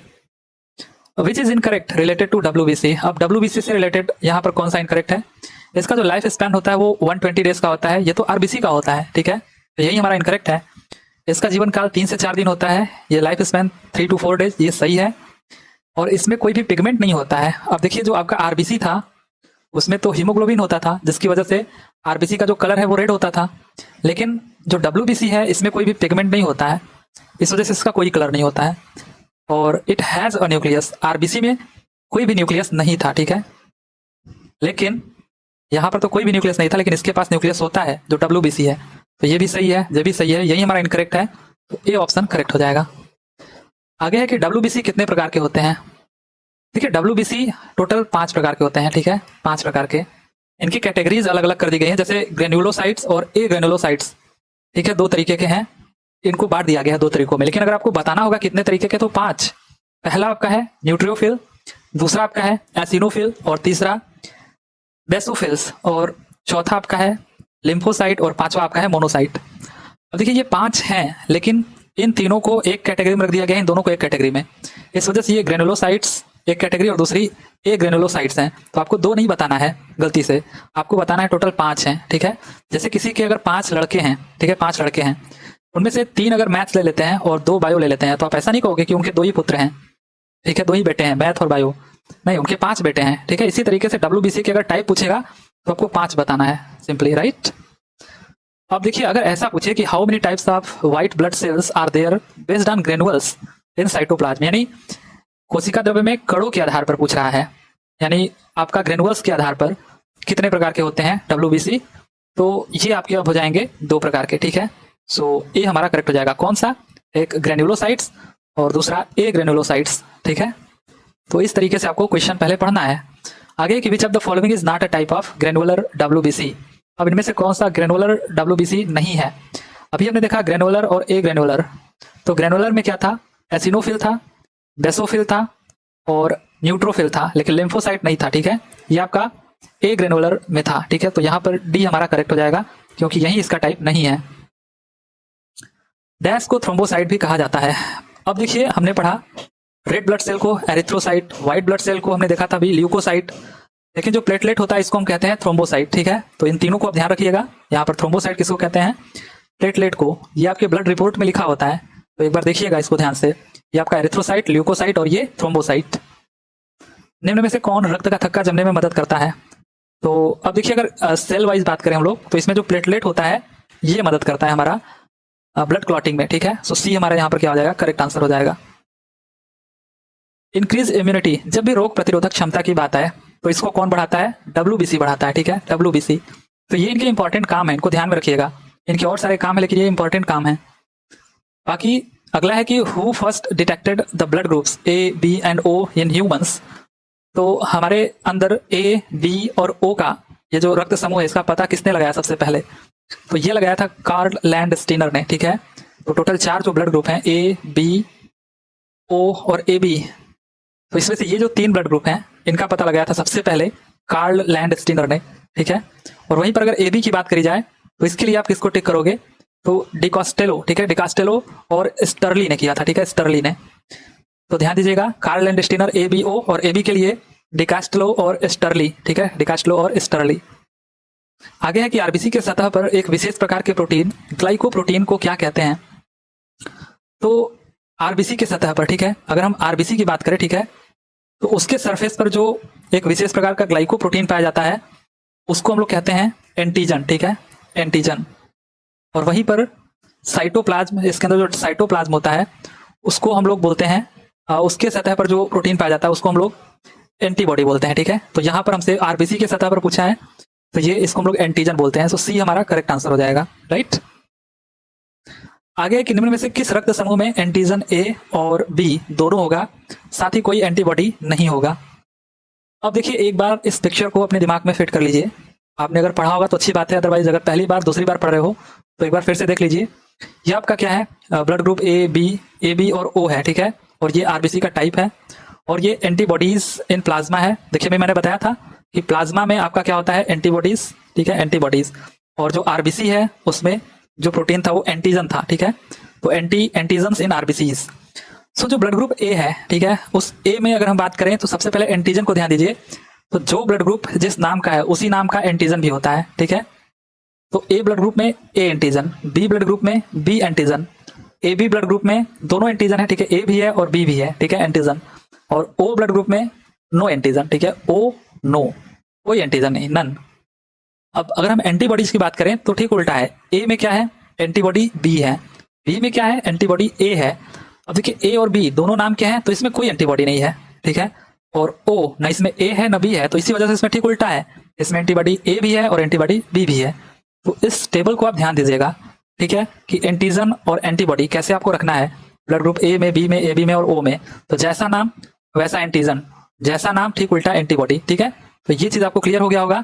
अब इसमें पूछ रहा है कि in which of the following blood groups will have both antigen A and B as well as no antibodies. तो कोई एंटीबॉडीज नहीं होती है, लेकिन एंटीजन दोनों होते हैं। तो जैसा नाम वैसा एंटीजन, ये किस में होता है? ए बी में, ठीक है, ए बी में जैसा नाम वैसा एंटीजन, ए और बी दोनों एंटीजन होते हैं, कोई एंटीबॉडी नहीं होती है। तो ये आपका ब्लड ग्रुप ए बी हो गया, ठीक है। तो सी हमारा करेक्ट हो जाएगा। आगे है कि डैश को सार्वभौमिक ग्रहणकर्ता कहते हैं। Dash is called the universal recipient. तो ये सबको पता होगा कि कौन हमारा यूनिवर्सल रेसिपिएंट है। तो ये हमारा होता है ब्लड ग्रुप ए बी, ठीक है, ए बी, ये जो आपका ब्लड ग्रुप है ए बी। अब ये इसमें देखिए एंटीजन ए भी होता है, बी भी होता है, ठीक है। जब हम बात करते हैं ए का, तो इसके लिए अगर ब्लड ग्रुप ए वाला होगा तभी ये कहेगा कि ठीक है आ जाओ, क्योंकि मेरे पास तो एंटीजन ए है, ठीक है। और बी वाला भी कहेगा, अगर बी ब्लड ग्रुप बी वाले को बी अगर ब्लड ग्रुप चढ़ाया जाता है तो इसके पास भी एंटीजन बी होता है। ए बी वाला कहता है कि मुझे ब्लड ग्रुप ए वाला दे दो तब भी मेरे पास एंटीजन ए है, और मुझे अगर बी वाला दे दे ब्लड तो मेरे पास बी वाला भी एंटीजन है, तो इसको कोई फर्क नहीं पड़ता है, ठीक है। और वहीं पर अगर हम बात करें, अगर इसको एंटीजन जैसे ब्लड ग्रुप ए है, इसको अगर आप बी वाला दे देते हो तो ये आकर के इससे झगड़ा करेगा, ठीक है। यहाँ पर काफी सारे आरबीसीज नष्ट हो जाते हैं, इस वजह से बी वाले को आप इसमें नहीं दे सकते हो ए में, ठीक है। ये खोजेगा कि एंटीजन बी इसमें कहाँ है, इसको नहीं मिलेगा। जबकि यहाँ पर देखिए ए भी एंटीजन प्रेजेंट है, बी भी प्रेजेंट है, तो इसको ए भी दे सकता है, बी भी दे सकता है, और ओ में तो कोई एंटीजन होता ही नहीं है, तो ये तो दे सकता है आसानी से, क्योंकि इससे झगड़ा करने के लिए इसमें कोई नहीं है, ठीक है। तो ये आप अगर आप ब्लड ग्रुप ओ वाला दे देते हो, अभी मैं प्लस और माइनस की बात नहीं कर रहा हूँ, पॉजिटिव नेगेटिव की, बट ओ वाला अगर इसको देता है, ठीक है, तो इससे कोई प्रॉब्लम नहीं होगा, इसको तो पता भी नहीं चलेगा कि कौन सा ब्लड आया मेरे में, ठीक है। तो यहाँ पर काम कर जाएगा। लेकिन अदर में अगर आप दूसरा चढ़ाते हो तो वो अपने अपने एंटीजन को खोजेंगे, ठीक है। तो यहाँ पर जो रेसिपिएंट हो गया वो ए बी हो गया। आगे है कि किस रक्त समूह में कोई एंटीजन नहीं होता है जबकि एंटीबॉडीज ए और बी दोनों होता है। अब देखिए एंटीबॉडी ए और बी दोनों किस में था, अभी आप टेबल को याद करोगे, जैसा नाम वैसा काम, यानी जैसा नाम वैसा एंटीजन, तो एंटीजन ए और बी ये किस में था, ए बी वाले में। लेकिन यहाँ पर तो क्या है, एंटीबॉडीज ए और बी दोनों में है, तो ठीक उल्टा, यानी ओ में क्या होगा, एंटीबॉडी ए होगा और बी दोनों होगा, जबकि एंटीजन यहाँ पर नहीं होगा, ठीक है, कोई एंटीजन नहीं होगा, क्योंकि इसमें ना ए है इस नाम में, ना ही बी है, तो कोई एंटीजन नहीं होगा। एंटीजन हमेशा ध्यान रखिएगा, जो नाम का है उसी नाम के एंटीजन होंगे, अगर ए है तो ए एंटीजन, बी है तो बी एंटीजन होगा, ए बी है तो दोनों नाम के हैं तो ए एंटीजन भी होगा, बी एंटीजन भी होगा। इस तरीके से आप इसको याद रखिएगा, ठीक है। तो ओ हमारा जो ब्लड ग्रुप है इसमें दो एंटीबॉडीज यानी ए और बी होते हैं, जबकि कोई एंटीजन नहीं होता है, ठीक है। किस रक्त समूह को सार्वभौमिक दानकर्ता कहते हैं, ठीक है, तो ये भी आपको पता होगा, which blood group is called as universal donor. तो ये हमारा हो गया ओ सबको ब्लड ग्रुप अपना दे सकता है, ठीक है, ये ब्लड सबको दे सकता है, ओ ब्लड ग्रुप जो है। और यहाँ पर अगर हम बात करें तो ओ के पास आपने देखा था कि कोई एंटीजन नहीं था, ठीक है, तो ये किसी को भी दे सकता है, जहां भी जाएगा इसके साथ झगड़ा करने के लिए कोई नहीं होगा, ठीक है। तो ये आप ध्यान रखिएगा, ये तो पता भी होगा सबको। भी यहाँ पर पॉजिटिव और नेगेटिव की बात नहीं कर रहे, वैसे अगर आपको ऑप्शन में ऐसा दे दे ओ पॉजिटिव ए और यहाँ पर बी पॉजिटिव ऐसे करके ओ नेगेटिव, तब आपको ओ नेगेटिव टिक करना है, ठीक है। तब ऐसा नहीं कि आप ओ पॉजिटिव पर टिक कर दो, अगर कुछ नहीं दिया है तब आपको ओ पर टिक करना है। आगे है कि रुधिर में एंटीजन और एंटीबॉडी के अभिक्रिया से सामान्यतः किस तरह की समस्या उत्पन्न होती है। अब देखिए ब्लड में हमारे एंटीजन और एंटीबॉडी की अगर अभिक्रिया हो, ठीक है, अगर रिएक्शन हो, तो इससे जॉइंटिस और एनीमिया हो जाता है, ठीक है। तो यहाँ पर हमारा पहला ही ऑप्शन करेक्ट है, इससे जॉइंटिस और एनीमिया होने का खतरा बढ़ जाता है अगर एंटीजन और एंटीबॉडी का रिएक्शन हो, राइट। अगला है कि आरएच तत्व या आरएच एंटीजन की खोज किसने की थी, हु डिस्कवर्ड आरएच एलिमेंट और आरएच एंटीजन। तो ये सबसे पहले करा था लैंड स्टीनर और विनर ने, ठीक है। तो यहाँ पर पहला ही ऑप्शन आपका क्या है, करेक्ट है, लैंड स्टीनर और विनर ने आरएच तत्व या आरएच एंटीजन यानी आरएच एलिमेंट या आरएच एंटीजन की खोज करी थी। आगे की सबसे पहले आरएच एंटीजन की खोज किसमें की गई थी, in which Rh antigen is discovered first. So ये रिसस मंकी में किया गया था, ठीक है, रिसस बंदर में किया गया था। तो पहला ऑप्शन करेक्ट है आपका।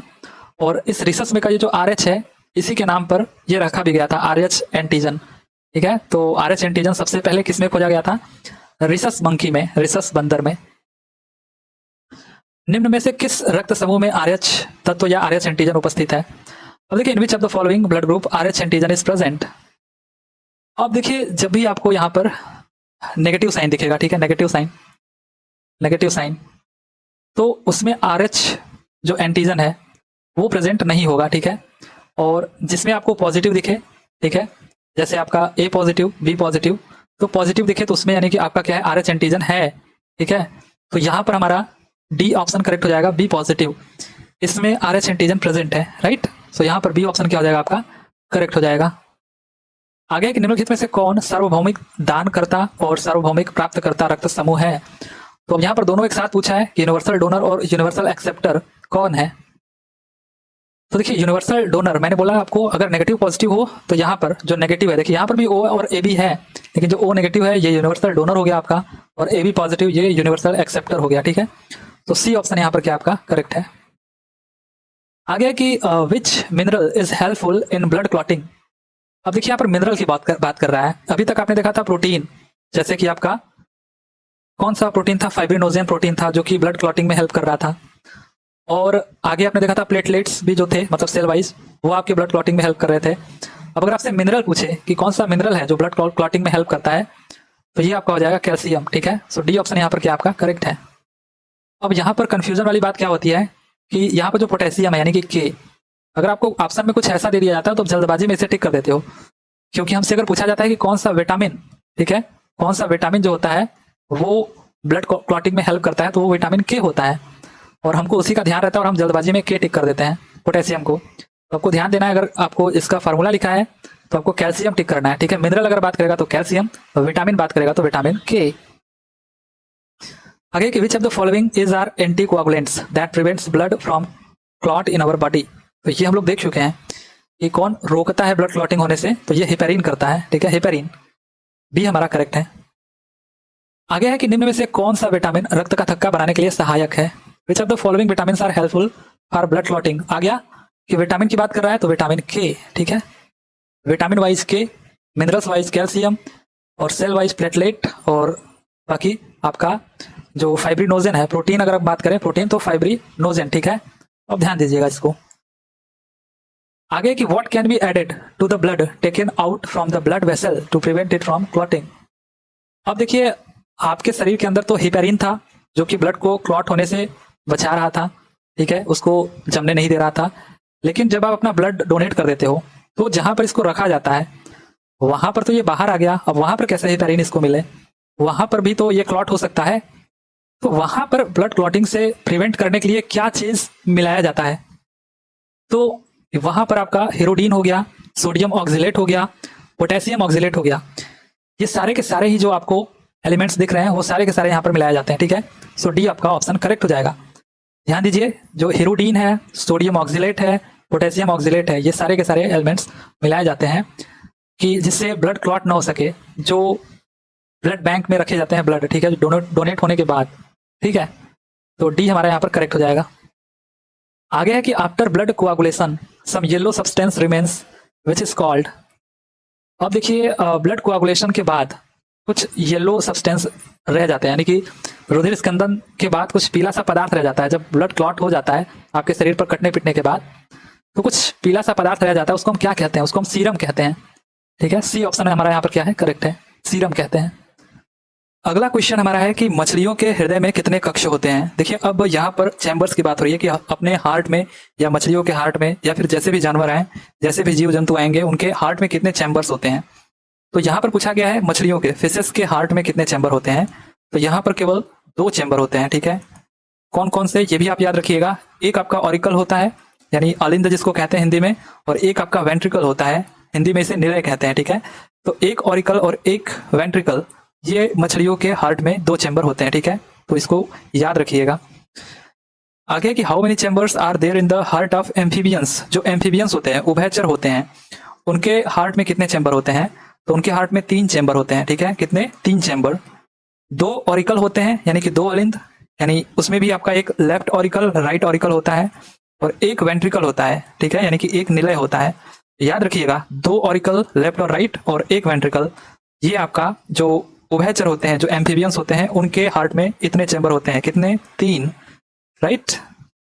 आगे कि how many chambers are there in the heart of reptiles. जो रेप्टाइल्स होते हैं उनके अंदर, उनके हार्ट के अंदर कितने चैम्बर होते हैं।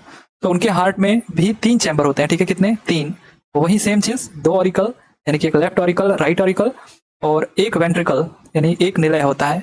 तो जो रेप्टाइल्स होते हैं उनके अंदर भी उनके हार्ट में 3 चैम्बर होते हैं। आगे कि how many chambers are present in heart of reptiles like crocodile and alligator. देखिए यहाँ पर जो मगरमच्छ और घड़ियाल होते हैं ये हमारे रेप्टाइल्स में ही आते हैं, बट इनके अंदर कितने, इनके हार्ट में कितने चैम्बर्स होते हैं।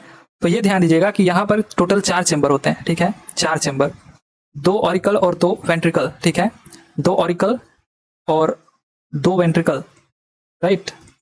यहाँ पे आपको ध्यान देना है कि ये रेप्टाइल्स ही है, जबकि अभी हमने देखा था कि रेप्टाइल्स में 3 चैम्बर्स थे उनके हार्ट में, बट अगर हम बात करें मगरमच्छ और घड़ियाल, इन दोनों को अगर छोड़ दें तो इनमें 4 चैम्बर होते हैं इनके हार्ट में, ठीक है। इसको आप ध्यान दीजिएगा, 4 चैम्बर है इसमें, डी हमारा करेक्ट हो जाएगा।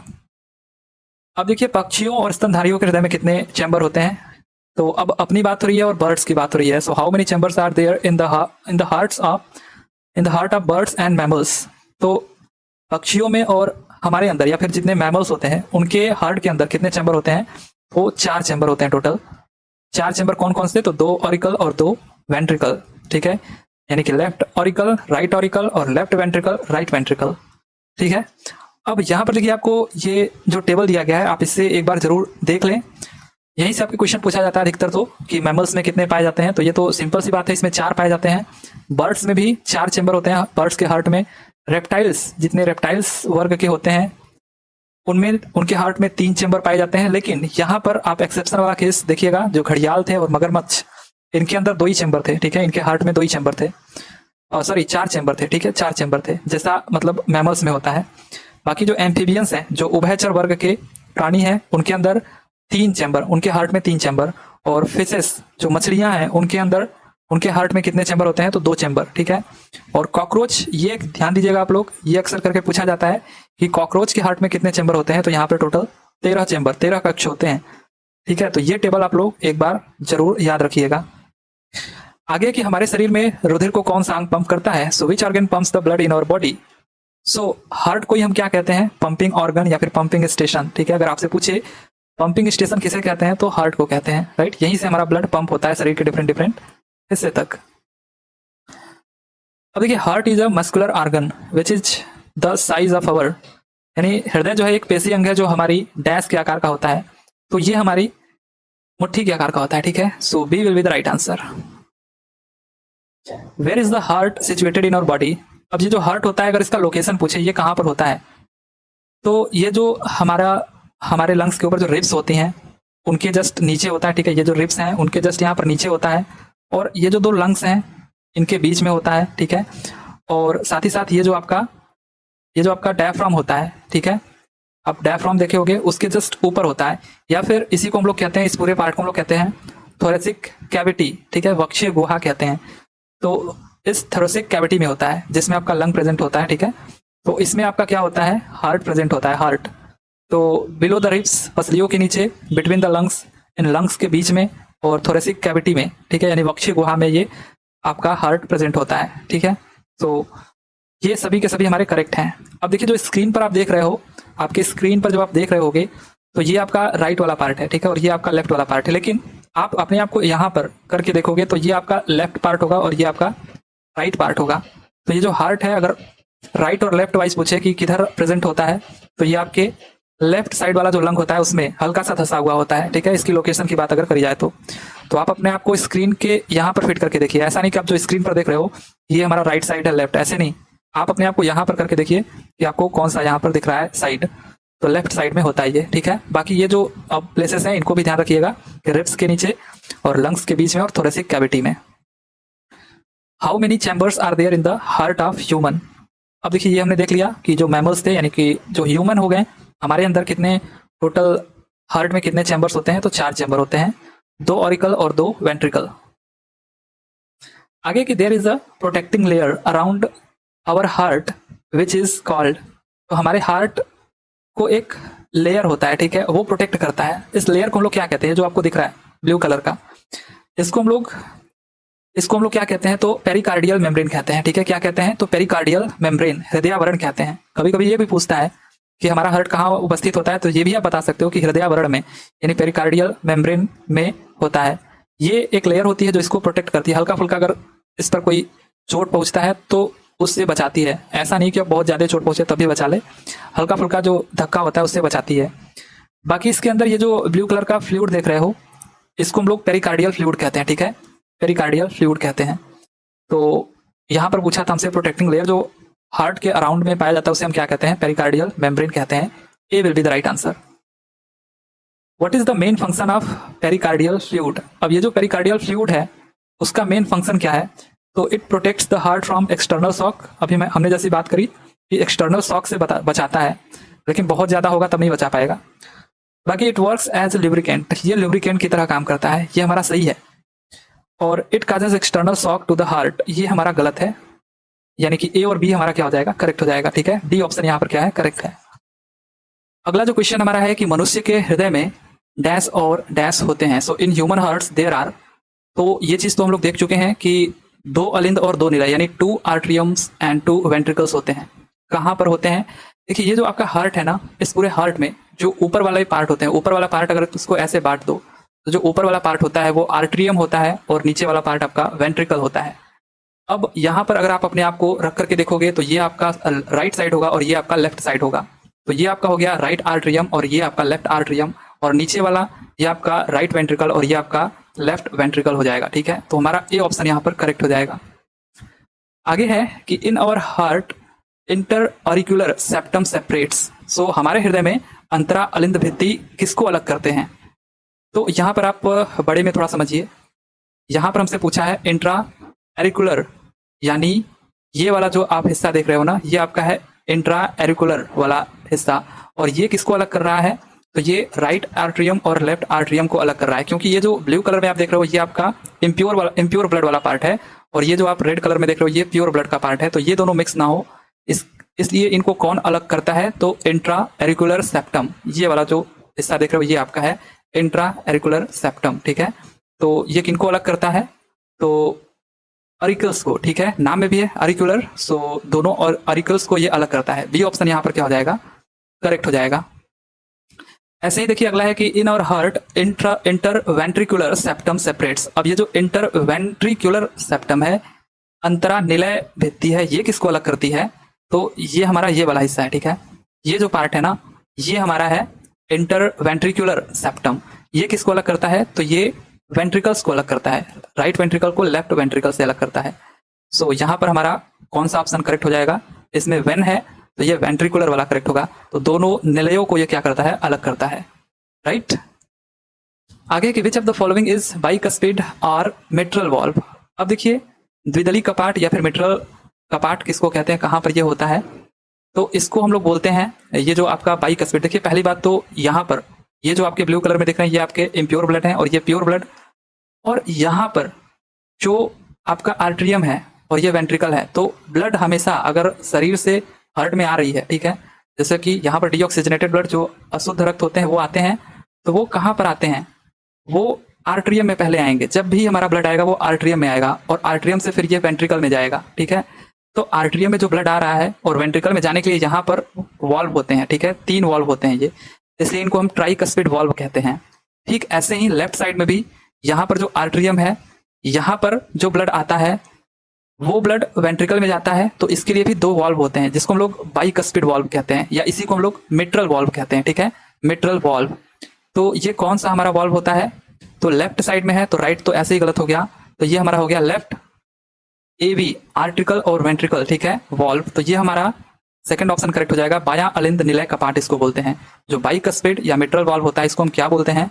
तो बायां अलिंद निलय कपाट यानी लेफ्ट एवी वॉल्व। ठीक है, राइट तो वैसे भी इनकरेक्ट हो जाएगा, क्योंकि इसमें आप देख सकते हो कि इम्प्योर ब्लड वाला यहाँ पर आ रहा है और यहाँ पर 3 वॉल्व होते हैं। ठीक है, 3 वॉल्व, और इसको लोग ट्राइकस्पिड बोलते हैं। यह लेफ्ट साइड में होता है, बाइकस्पिड यहाँ पर केवल 2 वॉल्व होते हैं। ठीक है, तो बी हमारा यहाँ पर सही आंसर हो जाएगा।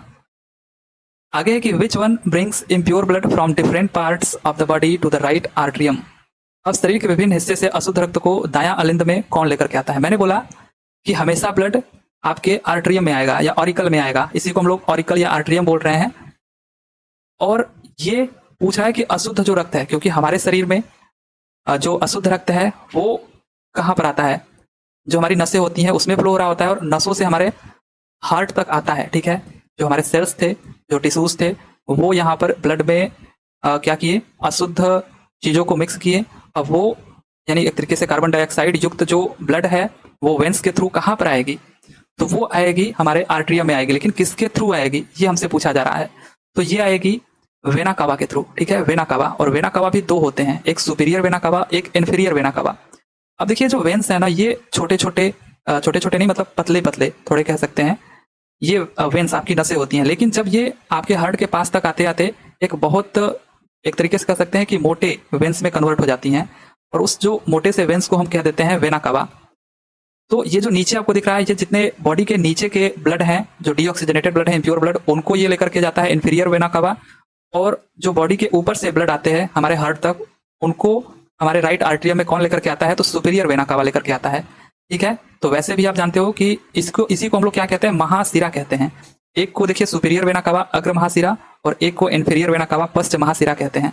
तो ये पहले छोटे छोटे थे, ठीक है, वेन्स जो नसें थी, लेकिन जैसे ये हार्ट के पास आती है तो ये एक बड़े वेंस में कन्वर्ट हो जाती हैं, इनका जो साइज होता है वो बढ़ जाता है, थोड़ा ये मोटे हो जाते हैं, ठीक है। तो इन्हीं को हम लोग बोल देते हैं वेना कावा।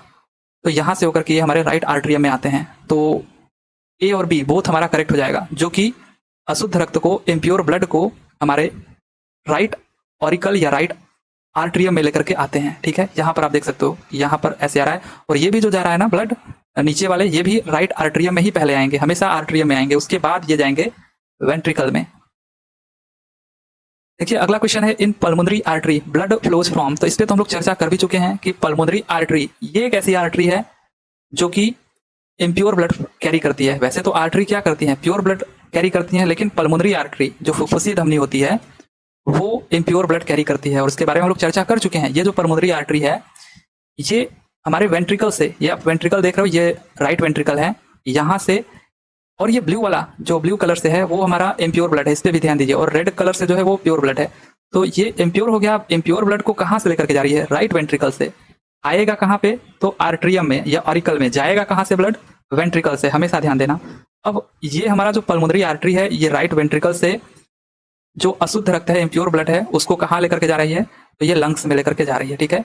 ये जो लंग्स होते हैं वहां पर, एक इस साइड देखिए और एक इस साइड ब्रांच गया हुआ है, तो ये लंग्स में लेकर के जाता है। यहाँ से जाने के बाद रेस्पिरेशन से ये बाहर हो जाते हैं, जो कार्बन डाइऑक्साइड जैसे होते हैं वो बाहर हो जाते हैं। तो यहाँ पर हमसे वही पूछा है कि पल्मोनरी आर्टरी ब्लड को कहाँ से कहाँ फ्लो कराता है, तो ये हमारा कराता है राइट ऑरिकल से लंग्स तक। देखिए नहीं, यहाँ पर क्या है, राइट वेंट्रिकल से लंग्स तक, ठीक है। तो बी हमारा करेक्ट हो जाएगा। ऑरिकल में कभी नहीं होगा, ऑरिकल में ब्लड हमेशा आता है, जाता नहीं है, वेंट्रिकल से ब्लड जाता है, ठीक है। तो राइट वेंट्रिकल से लंग्स तक जा रहा है। आगे है कि in pulmonary veins blood flows from. अब पल्मोनरी वेन की बात हो रहा है। वैसे तो वेन इम्प्योर ब्लड कैरी करते हैं, लेकिन एक पल्मोनरी वेन ऐसा है जो प्योर ब्लड कैरी करता है। तो अभी हमने देखा था यहाँ पर जो लंग्स थे हमारे, यहाँ पे इम्प्योर ब्लड चला गया था इन पल्मोनरी आर्टरी के थ्रू, और वो बाहर चले गए थे कार्बन डाइऑक्साइड के रूप में। लेकिन जब हम रेस्पिरेशन करते हैं तो जो ऑक्सीजन आता है, और ऑक्सीजन जब ब्लड में घुलता है तो वो प्योर ब्लड होता है, और प्योर ब्लड ये रेड कलर वाले हैं, ठीक है। ये ध्यान दीजिएगा आप, ये जो रेड कलर वाले हैं प्योर ब्लड, तो वो हमारे लंग्स से कहाँ पर आते हैं, लंग्स से हमारे हमेशा ब्लड आर्टरियम में आता है, ठीक है।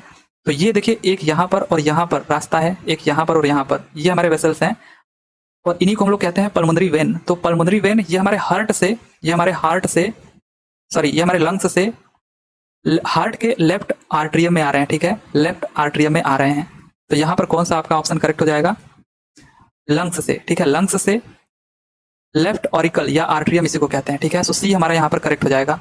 हमेशा ध्यान रखिए कि हमारा जो ब्लड है वो आएगा कहाँ पर, आर्टरियम या इसी को ऑरिकल बोलते हैं। और यहाँ पर प्योर ब्लड की बात हो रही है, तो प्योर ब्लड कौन लेकर के आएगा, लंग्स से आपके हार्ट तक, तो वो पल्मोनरी वेन लेकर के आएगा, ठीक है। तो पल्मोनरी वेन जो है वो यहाँ पर प्योर ब्लड को, ये जो आपके 4 वेसल्स दिख रहे हैं वहां से लेफ्ट आर्टरियम में लेकर के आएगा। तो लंग्स से लेफ्ट ऑरिकल करेक्ट हो जाएगा, सी ऑप्शन। अगला है कि with the help of dash deoxygenated blood comes from muscles of heart to right auricle. देखिए यहाँ पर भी जो ब्लड है वो ऑरिकल में ही आ रहा है। अब देखिए यहाँ पे पूछ रहा है कि डीऑक्सीजनेटेड यानी इम्प्योर जो ब्लड है वो मसल्स से हार्ट तक राइट ऑरिकल में कैसे आता है। अभी देखिए लंग्स से जा रहा था, ठीक है, या लंग्स में आ रहा था प्योर ब्लड और इम्प्योर ब्लड, लेकिन जो मसल्स होते हैं, हार्ट के भी तो मसल्स होते हैं, हार्ट का जो अपना खुद का जो मसल है उससे डीऑक्सीजनेटेड जो इम्प्योर ब्लड है वो राइट ऑरिकल में कैसे आता है, तो ये आता है कोरोनरी साइनस के थ्रू, ठीक है, ये याद रखिएगा, कोरोनरी साइनस के थ्रू आता है, ठीक है। हार्ट जो है आपका है, हार्ट जो आपका है उसके जो मसल्स हैं उसमें भी तो प्योर ब्लड और इम्प्योर ब्लड एक्सचेंज होता होगा उसके मसल्स में भी, तो वहां से जो इम्प्योर ब्लड है वो किस रास्ते से आता है, तो ये कोरोनरी साइनस के रास्ते आता है। ये भी एक वेसल है। अभी तक तो आप 3 ही वेसल देख रहे थे, कैपिलरी, आर्टरी और वेन्स, लेकिन ये भी एक वेसल है कोरोनरी साइनस, जो कि मसल से, हार्ट का जो मसल होता है वहां से इम्प्योर ब्लड को आपके हार्ट के राइट ऑरिकल तक लेकर के आता है। आगे है कि हृदय का सिकुड़ना और फैलना क्रमशः क्या कहलाता है। Contraction and relaxation of heart is respectively called as, तो इसे हम लोग बोलते हैं सिस्टोल और डिस्टोल, ठीक है, यानी प्रकुंचन और अनुशीतलन कहते हैं। तो ये हमारा यहाँ पर क्या हो जाएगा, करेक्ट हो जाएगा। जब हम रेस्पिरेशन करते हैं तो आप देखते होगे जब हम सांस अंदर खींचते हैं तो हमारा जो हार्ट है, ठीक है, जो हमारा लंग्स है, हार्ट नहीं, जो हमारा लंग्स होता है उसको हम कह सकते हैं वो क्या होता है, कॉन्ट्रैक्ट होता है। फिर जैसे ही सांस छोड़ते हैं रिलैक्स हो जाता है, तो कॉन्ट्रैक्ट होना सिस्टोल और रिलैक्स होना डिस्टोल कहलाता है, ठीक है। आगे है कि in a healthy person the average heart beat is dash times in a minute. So एक स्वस्थ मनुष्य के हृदय में अगर हम बात करें सामान्य अवस्था में औसतन 1 मिनट में कितनी बार ये धड़कता है हृदय जो हमारा होता है, ये बचपन से हम लोग जानते होंगे कि 72 बार, ठीक है। अब वहीं पे अगर हम बात करें, ये तो अडल्ट मेल की बात थी, मतलब स्वस्थ मनुष्य की। अगर वहीं पे हम लोग बेबी की बात करें, ठीक है, बच्चों में क्या होता है, तो बच्चों में ये लगभग 130 बार हार्ट बीट करता है, ठीक है, 1 मिनट में। और वहीं पर अगर हम लोग बूढ़े व्यक्तियों में बात करें तो ये कम हो जाता है, ठीक है, लगभग 60 हार्ट बीट पर मिनट हो जाता है, ठीक है। और जैसे कि अगर आप बीमार हो, आपको फीवर है, या फिर आप स्ट्रेस में हो, ठीक है, या फिर आप रनिंग कर रहे हो, ठीक है, या फिर आप एक्सरसाइज कुछ भी कर रहे हो, ऐसा ऐसे केस में जो आपका हार्ट बीट होता है वो इंक्रीज करता है, ठीक है, इंक्रीज करता है। या फिर आप ये समझिए कि जितने भी बड़े जानवर होते हैं, जितने भी बड़े जानवर, जैसे आपका एलिफेंट हो गया, ठीक है, एलिफेंट का एग्जांपल अगर आप ले लो, तो इसका जो हार्ट बीट होगा वो कम होगा, ठीक है। ये केवल 25 हार्ट बीट इसका होता है पर मिनट।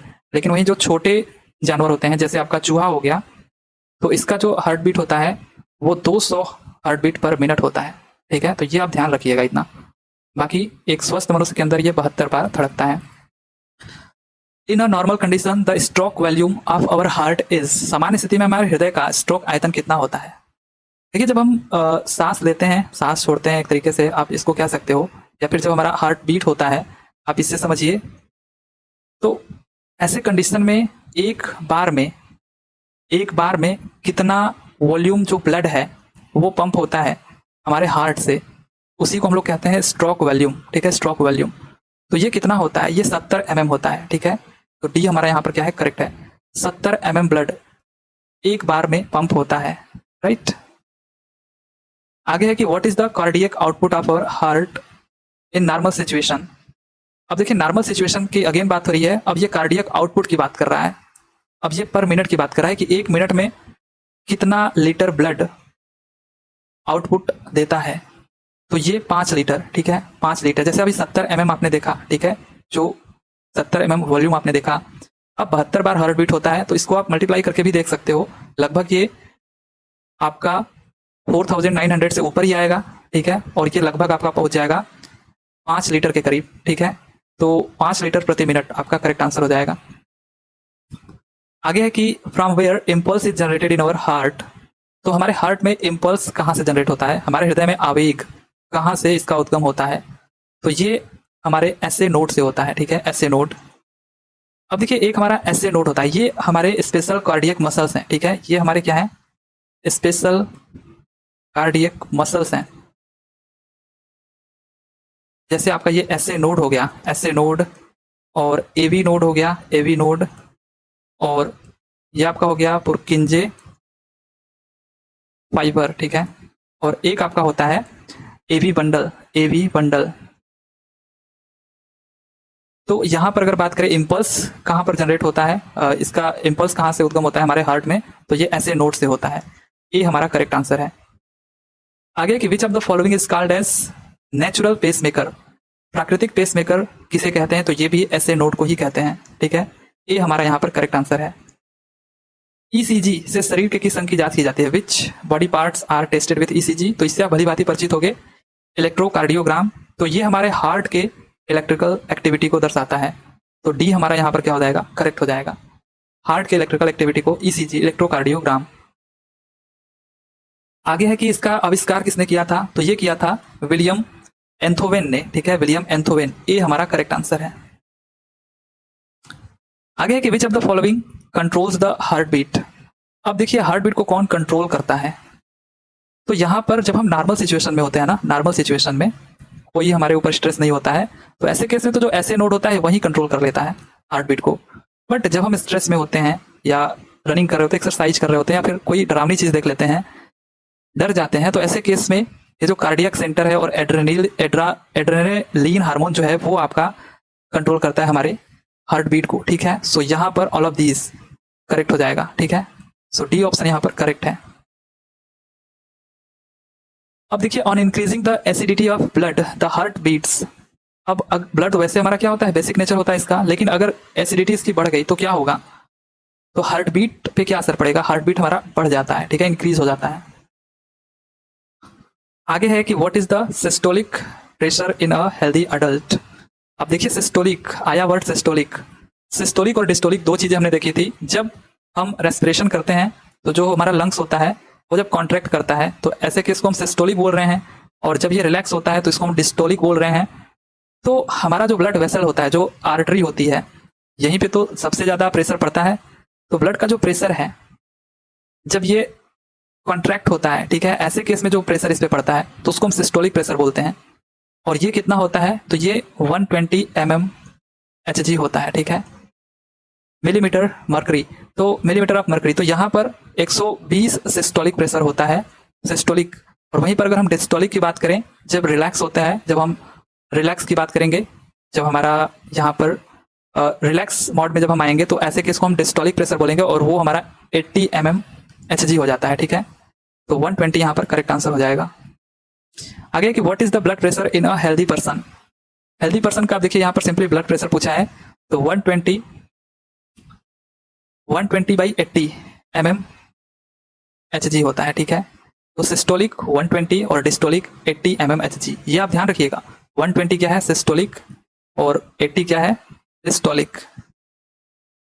अब कह रहा है कि high blood pressure is known as, उच्च रुधिर दाब को क्या कहते हैं। तो जब हाई ब्लड प्रेशर होता है, जैसे अभी हम देख रहे हैं 120/80, इससे अधिक अगर हुआ 140/90, तो इसे हम हाइपरटेंशन बोलेंगे, ठीक है। With which instrument blood pressure is measured, तो किस इंस्ट्रूमेंट से हम ब्लड प्रेशर को मेजर करते हैं, तो स्फिग्मोमैनोमीटर से करते हैं। सो बी हमारा यहाँ पर करेक्ट आंसर हो जाएगा।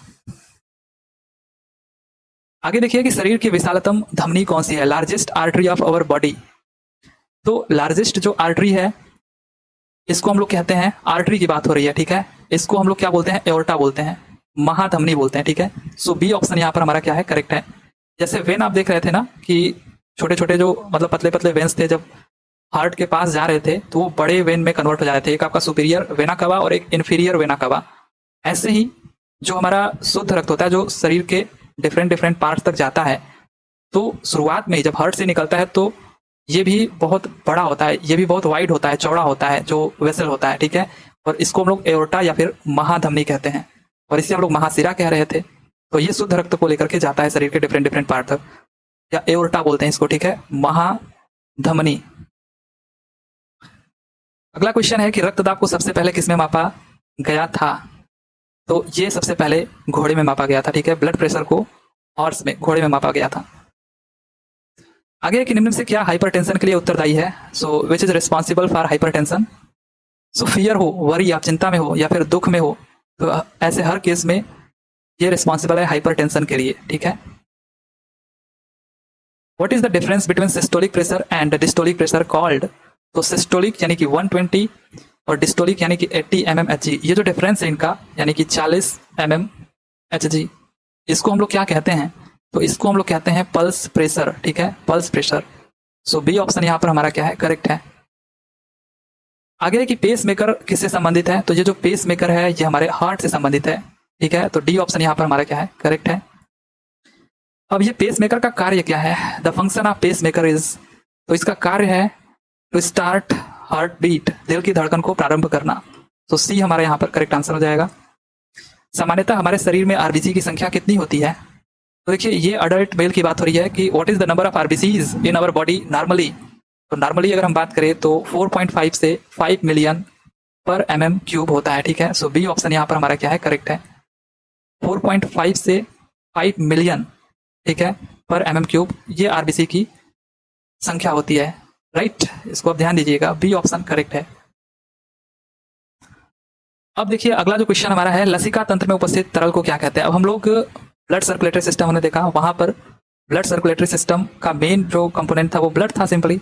यहाँ पर बात हो रही है लिम्फेटिक सिस्टम की, तो इसमें उपस्थित जो तरल होता है, जो फ्लूइड होता है, उसको हम क्या कहते हैं, तो इसको सिंपली हम क्या कहते हैं, लिम्फ यानी कि लसिका कहते हैं, राइट। अगला जो क्वेश्चन हमारा है कि निम्नलिखित में से कौन लसिका परिसंचरण तंत्र का हिस्सा नहीं है। सो लिम्फ सर्कुलेटरी सिस्टम का पार्ट कौन सा नहीं है, तो लिम्फ देखिए है, लिम्फेटिक वेसल्स भी है, लिम्फ नोड्स भी है, लेकिन ब्लड जो है ये ब्लड सर्कुलेटरी सिस्टम का सिंपली पार्ट है। तो यही हमारा क्या हो जाएगा, करेक्ट हो जाएगा। आगे है कि which of the following is found in lymph. अब लिम्फ में इनमें से क्या क्या चीजें पाई जाती हैं। देखिए एक्चुअली में लिम्फ होता क्या है, जब आप पढ़ रहे थे ये जो हमारी आर्टरीज थी और ये जो हमारी वेन थी, आर्टरीज से जब हमारा प्योर ब्लड, ठीक है, प्योर ब्लड आर्टरी से जो फ्लो हो रहा था और इम्प्योर ब्लड जो हमारे वेंस से फ्लो हो रहे थे, जब ये कैपिलरीज में जा रहा था और कैपिलरीज से इन ब्लड का जो ब्लड में उपस्थित ऑक्सीजन और कार्बन डाइऑक्साइड है, जब उनका एक्सचेंज हो रहा था, यानी ऑक्सीजन इन यहाँ पे जो पीछे सेल्स हैं, टिश्यूज हैं, उनसे जब कैपिलरीज में आ रहा था और यहाँ पर जो ऑक्सीजन है वो इन सेल्स में जा रहा था, ठीक है। तो इस दौरान कुछ जो ब्लड है, या कुछ हम कह सकते हैं इन कैपिलरीज से जो ब्लड है वो इन स्पेस में चला आता है, ठीक है, जो स्पेस दिख रहे हैं, ये जो स्पेस दिख रहे हैं, और उन स्पेस में लिम्फ कैपिलरीज होते हैं जो ग्रीन कलर के दिख रहे हैं, ठीक है। तो इन ग्रीन कलर की जो कैपिलरीज हैं, इसमें ये जो आपके कुछ हिस्से दिख रहे हैं वही हिस्से टिश्यूज फ्लूइड के रूप में होते हैं, और इसे ही हम कह देते हैं कि ये हमारा क्या है, लिम्फ है, ठीक है। और ये भी हमारी लिम्फेटिक वेसल्स में फ्लो होती हैं, जिसको हम लोग लिम्फ कैपिलरी बोलते हैं। तो इसमें क्या क्या चीजें होती हैं, तो देखिए प्लाज्मा प्रोटीन ये नहीं होता है, आरबीसी भी नहीं होता है, प्लेटलेट भी नहीं होता है, लेकिन इसमें डब्ल्यूबीसी का एक टाइप होता है जो कि लिम्फोसाइट है। आपने पढ़ा था ना, टोटल 5 टाइप थे, तो उसमें से जो लिम्फोसाइट है वो होता है, बाकी जो 4 टाइप है वो नहीं होते हैं, ये ध्यान दीजिएगा, ठीक है। सो यहाँ पर डी हमारा क्या है, इसमें पाया जाता है, केवल पूछा है, ठीक है। इनमें से क्या एक लसिका में पाया जाता है, तो डब्ल्यूबीसी, वो भी इसमें लिम्फोसाइट पाया जाता है।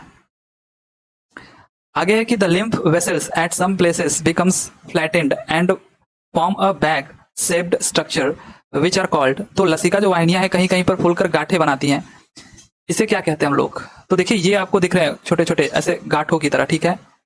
तो इसको हम लोग क्या कहते हैं, इसी को हम लोग कहते हैं लसिका गांठें, लिम्फ नोड कहते हैं, ठीक है। सो सी ऑप्शन यहाँ पर करेक्ट है। आगे है कि where are the maximum number of lymph nodes in our body found. इस पिक्चर में आप देख रहे होगे कि हमारी बॉडी में एक तो यहाँ पर गर्दन के पास, ठीक है, नेक के पास ज्यादा लिम्फ नोड दिख रहे हैं, ठीक है, यहाँ पर ज्यादा अमाउंट में, और दूसरा आप यहाँ पर जो आर्म पिट है आपके, ठीक है, यहाँ पर आपको बगल में दिख रहे हैं, और तीसरा जो जननांग है हमारा वहां पर दिख रहे हैं ज्यादा अमाउंट में, ठीक है। तो यही हमसे पूछा है कि हमारे शरीर में अधिकतम संख्या में जो लसिका गांठें हैं, जो लिम्फ नोड्स हैं, वो कहाँ पाए जाते हैं, तो गर्दन में और हमारे आर्म पिट यानी बगल में, बाह में और जननांगों में, ठीक है। तो ये डी हमारा यहाँ पर करेक्ट ऑप्शन हो जाएगा इनमें से सभी। अगला क्वेश्चन है कि lymph flows in only one direction that is from. अब ये जो लिम्फ है ना वो केवल एक ही डायरेक्शन में फ्लो होता है, और वो कहाँ से कहाँ फ्लो होता है, किस दिशा में। सो ये हमारे टिश्यूज से, उत्तकों से हार्ट की तरफ फ्लो होता है, ठीक है। तो केवल एक ही डायरेक्शन में फ्लो होता है, हमारे टिश्यूज से, जितने भी हमारे टिश्यूज हैं वहां से हमारे हार्ट की तरफ फ्लो होता है, ठीक है, एक ही दिशा में। सो ए हमारा करेक्ट आंसर है। आगे कि which of the following is are an examples of lymph tissues or lymphatic organ. तो लिम्फेटिक ऑर्गन इनमें से कौन है, तो स्प्लीन भी है, टॉन्सिल भी है, और थाइमस ग्लैंड, ये सारे के सारे लिम्फेटिक ऑर्गन्स हैं, ठीक है। तो डी ऑप्शन यहाँ पर करेक्ट है। स्प्लीन, टॉन्सिल और थाइमस ग्लैंड ये सभी हमारे लिम्फेटिक ऑर्गन्स हैं। लैक्टियल क्या है, व्हाट इज लैक्टियल। अब ये देखिए क्या है, ये एक लिम्फ कैपिलरी है, ठीक है, ये एक लसिका कोशिका है। जो लैक्टियल है ये एक लिम्फ कैपिलरी है। सो ए ऑप्शन यहाँ पर क्या होगा, करेक्ट है। Which of the following is not a function of lymph. इनमें से कौन सा लिम्फ का एक फंक्शन नहीं है। अब देखिए लिम्फ क्या करता है, ये ट्रांसपोर्टेशन करता है ऑफ एब्जॉर्ब फैट्स, जो भी फैट्स एब्जॉर्ब हुए हैं आपके बॉडी में उनका ये ट्रांसपोर्टेशन करता है, ये सही है। और ये प्रोटेक्शन करता है फ्रॉम इन्फेक्शंस। तो आपने देखा था कि लिम्फ में डब्ल्यूबीसी का जो लिम्फोसाइट वाला टाइप है वो पाया जाता है। तो डब्ल्यूबीसी इम्यूनिटी के लिए ही होता है, प्रोटेक्शन के लिए होता है इन्फेक्शन से। तो ये भी हमारा सही है, ये प्रोटेक्शन करता है इन्फेक्शन से। और टेम्पोरेरी स्टोरेज ऑफ वाटर, जल का अस्थायी स्टोरेज भी करता है, ठीक है, ये भी सही है, लेकिन प्यूरिफिकेशन नहीं करता ब्लड का। तो यही हमारा क्या है, इस कार्य नहीं है, इस वजह से डी ऑप्शन करेक्ट हो जाएगा। आगे है कि निम्नलिखित में से कौन लसिका के संबंध में असत्य है, कि this is a tissue fluid, तो ये हमारा सही है। और इसमें हीमोग्लोबिन अनुपस्थित होता है, नहीं होता है इसमें हीमोग्लोबिन, ठीक है, एब्सेंट होता है, इसी वजह से इसका कोई कलर नहीं होता है, ठीक है। तो ये भी हमारा सही है। आगे कह रहा है कि इसमें सभी प्रकार की श्वेत कोशिकाएं यानी कि व्हाइट ब्लड सेल्स पाई जाती हैं, डब्ल्यूबीसी। तो इसमें डब्ल्यूबीसी पाया जाता है, लेकिन केवल इसका एक ही टाइप पाया जाता है, लिम्फोसाइट जो था आपका, ठीक है, जो आपका लिम्फोसाइट था बस वही पाया जाता है, ठीक है। तो ये हमारा गलत है, सभी प्रकार के नहीं, बल्कि केवल जो लिम्फोसाइट होता है डब्ल्यूबीसी का वही पाया जाता है, ठीक है। सो डी ऑप्शन यहाँ पर क्या है, यही हमारा सत्य है, इस वजह से ये सही हो जाएगा। सामान्य स्थिति में कार्डियक चक्र कितने समय में पूरा होता है, तो कार्डियक साइकिल ये कितने समय में पूरा होता है, ये हमसे पूछा गया है, तो इसको पूरा होने में केवल 0.8 सेकेंड का समय लगता है, ठीक है। तो जो भी आप देख रहे हो, जैसे जो हमारा हार्ट बीट होता है, ठीक है, एक बार जो पंप होता है हमारा ब्लड, उसको पूरा होने में महज 0.8 सेकेंड लगता है, ठीक है। आगे है कि which is are correct related to the heart. Heart से रिलेटेड यहाँ पर हमको बताना है कौन सा करेक्ट है। दिस इज अ मायोजेनिक, ये एक मायोजेनिक है और यह बंद मुट्ठी के आकार का होता है और ये एक पंपिंग स्टेशन है, पंपिंग ऑर्गन है। तो ये सारे के सारे सही है, ठीक है। तो डी हमारा यहाँ पर क्या हो जाएगा, करेक्ट हो जाएगा। आगे है कि which of the following is a disorder of circulatory system. इनमें से कौन सा सर्कुलेटरी सिस्टम का डिसऑर्डर है। तो हाइपरटेंशन ये भी डिसऑर्डर है सर्कुलेटरी सिस्टम का, और हार्ट फेल्योर और हार्ट अटैक ये सारे के सारे ही डिसऑर्डर हैं सर्कुलेटरी सिस्टम के, ठीक है। सो डी ऑप्शन यहाँ भी हमारा क्या हो जाएगा, करेक्ट हो जाएगा। आगे है कि एंजाइना या फिर एंजाइना पेक्टोरिस, ठीक है, ये जो रोग है ये किससे संबंधित है। तो ये हमारे हार्ट से संबंधित है, ठीक है, हार्ट से संबंधित है। तो डी हमारा यहाँ पर क्या हो जाएगा, करेक्ट हो जाएगा, एंजाइना और एंजाइना पेक्टोरिस, ठीक है। आगे है कि double circulatory system is not found. दोहरी परिसंचरण तंत्र नहीं पाया जाता है, किसमें। अब देखिए ये जो हमारा हार्ट है, ठीक है, ये जो हमारा हार्ट है, यहां पर अगर हम बात करें तो एक तो हमारी बॉडी से, हमारे बॉडी के जितने भी सेल्स टिश्यूज हैं, वहां से जो ब्लड है वो वेंस के थ्रू, नसों के थ्रू, जो इसमें वेस्ट मटेरियल्स हैं वो उस ब्लड में मिल करके पहले तो हमारे हार्ट तक जाती हैं, ठीक है। अब ये हार्ट से फिर कहां पर जाती हैं, ये लंग्स तक जाती हैं, ठीक है, फेफड़ों तक जाती हैं। अब वहां से जो वेस्ट मटेरियल्स हैं, जैसे कार्बन डाइऑक्साइड की यहाँ पे स्पेशली बात हो रही है, तो वो बाहर निकल जाती है और फिर रेस्पिरेटरी सिस्टम के थ्रू, मतलब जब हम रेस्पिरेशन करते हैं तो वहां से फिर ऑक्सीजन अंदर चली जाती है और ये ब्लड में फिर मिल जाती है और फिर से ये हमारे हार्ट में आता है, ठीक है, हार्ट में। तो एक बार आया हमारे हार्ट में ब्लड, कहाँ, बॉडी से हमारे हार्ट में, और दूसरी बार हमारे लंग्स से हमारे हार्ट की तरफ आया, दूसरी बार, 2 बार। तो इसी को हम लोग बोलते हैं डबल सर्कुलेटरी सिस्टम। तो ये हमारे अंदर तो पाया जाता है, मैमल्स के अंदर, बर्ड्स के अंदर भी पाया जाता है, इवन ये मेढक के अंदर भी पाया जाता है, लेकिन ये मछलियों में नहीं पाया जाता है, ठीक है। सो ए हमारा यहाँ पर करेक्ट आंसर हो जाएगा, डबल सर्कुलेटरी सिस्टम ये मछलियों में नहीं पाया जाता है, ठीक है। आगे कि जार्विक 7 है। जार्विक 7 क्या है, तो ये एक आर्टिफिशियल हार्ट है, ठीक है, कृत्रिम हृदय है, आर्टिफिशियल हार्ट। रक्त में पाई जाने वाली धातु कौन सी है, metal found in blood is. तो अब देखिए इसमें कौन सी मेटल पाई जाती है ब्लड में, तो ब्लड में हीमोग्लोबिन होता है और इसमें पाया जाता है हमारा आयरन, ठीक है, लोहा। सो ए हमारा करेक्ट आंसर हो जाएगा। लब डब आवाज निम्नलिखित में से किस अंग से संबंधित है। ये जो लब डब साउंड है ये किससे रिलेटेड है, तो ये हमारे हार्ट से रिलेटेड है, ठीक है। तो डी हमारा करेक्ट ऑप्शन है। यहाँ पर आप ध्यान दीजिएगा, लब डब अगर आपसे एग्जाम में कभी पूछा जाए ये किससे रिलेटेड है, तो ये हार्ट से रिलेटेड है। आगे है कि जो नाड़ी दर होती है कहाँ से मापा जाता है, from where the pulse rate is measured. अब देखिए जब आप डॉक्टर के पास जाते हो, अगर आपको फीवर वगैरह हो जाता है तो वो आपका पल्स रेट चेक करता है, ठीक है, यानी नाड़ी दर देखता है कि वो कहीं इंक्रीज तो नहीं हुआ है, क्योंकि जब आपको फीवर हो जाता है तो ये हमारा इंक्रीज हो जाता है और यही दर्शाता है हमारे हार्ट बीट को। और ये कहाँ से मापा जाता है, तो ये हमारे वेन से नहीं, नसों से नहीं मापा जाता है, ये हमारे आर्टरी, धमनियों से मापा जाता है, ठीक है। सो बी हमारा यहाँ पर करेक्ट आंसर है। तो आज का हमारा आखिरी क्वेश्चन है कि हीमोग्लोबिन या आरबीसी या लोहे की कमी से कौन सा रोग हो जाता है। तो ये काफी सिंपल है, आपने पढ़ा भी होगा, तो ये आपको बताना है, ठीक है। ये इससे कौन सा रोग होता है कमेंट करके बताइएगा। तो ये रहे आपके यहाँ पर 130वां क्वेश्चन, इसको कर लीजिए। तो 130 क्वेश्चन टोटल आपके जो कि सर्कुलेटरी सिस्टम से थे। आई होप कि आपको ये अच्छा लगा होगा, ठीक लगा होगा तो लाइक करिएगा, अदरवाइज कोई बात ही नहीं है। चलिए फिर मिलते हैं अगले वीडियो में अगले टॉपिक के साथ, तब तक के लिए thank you, tata and bye bye.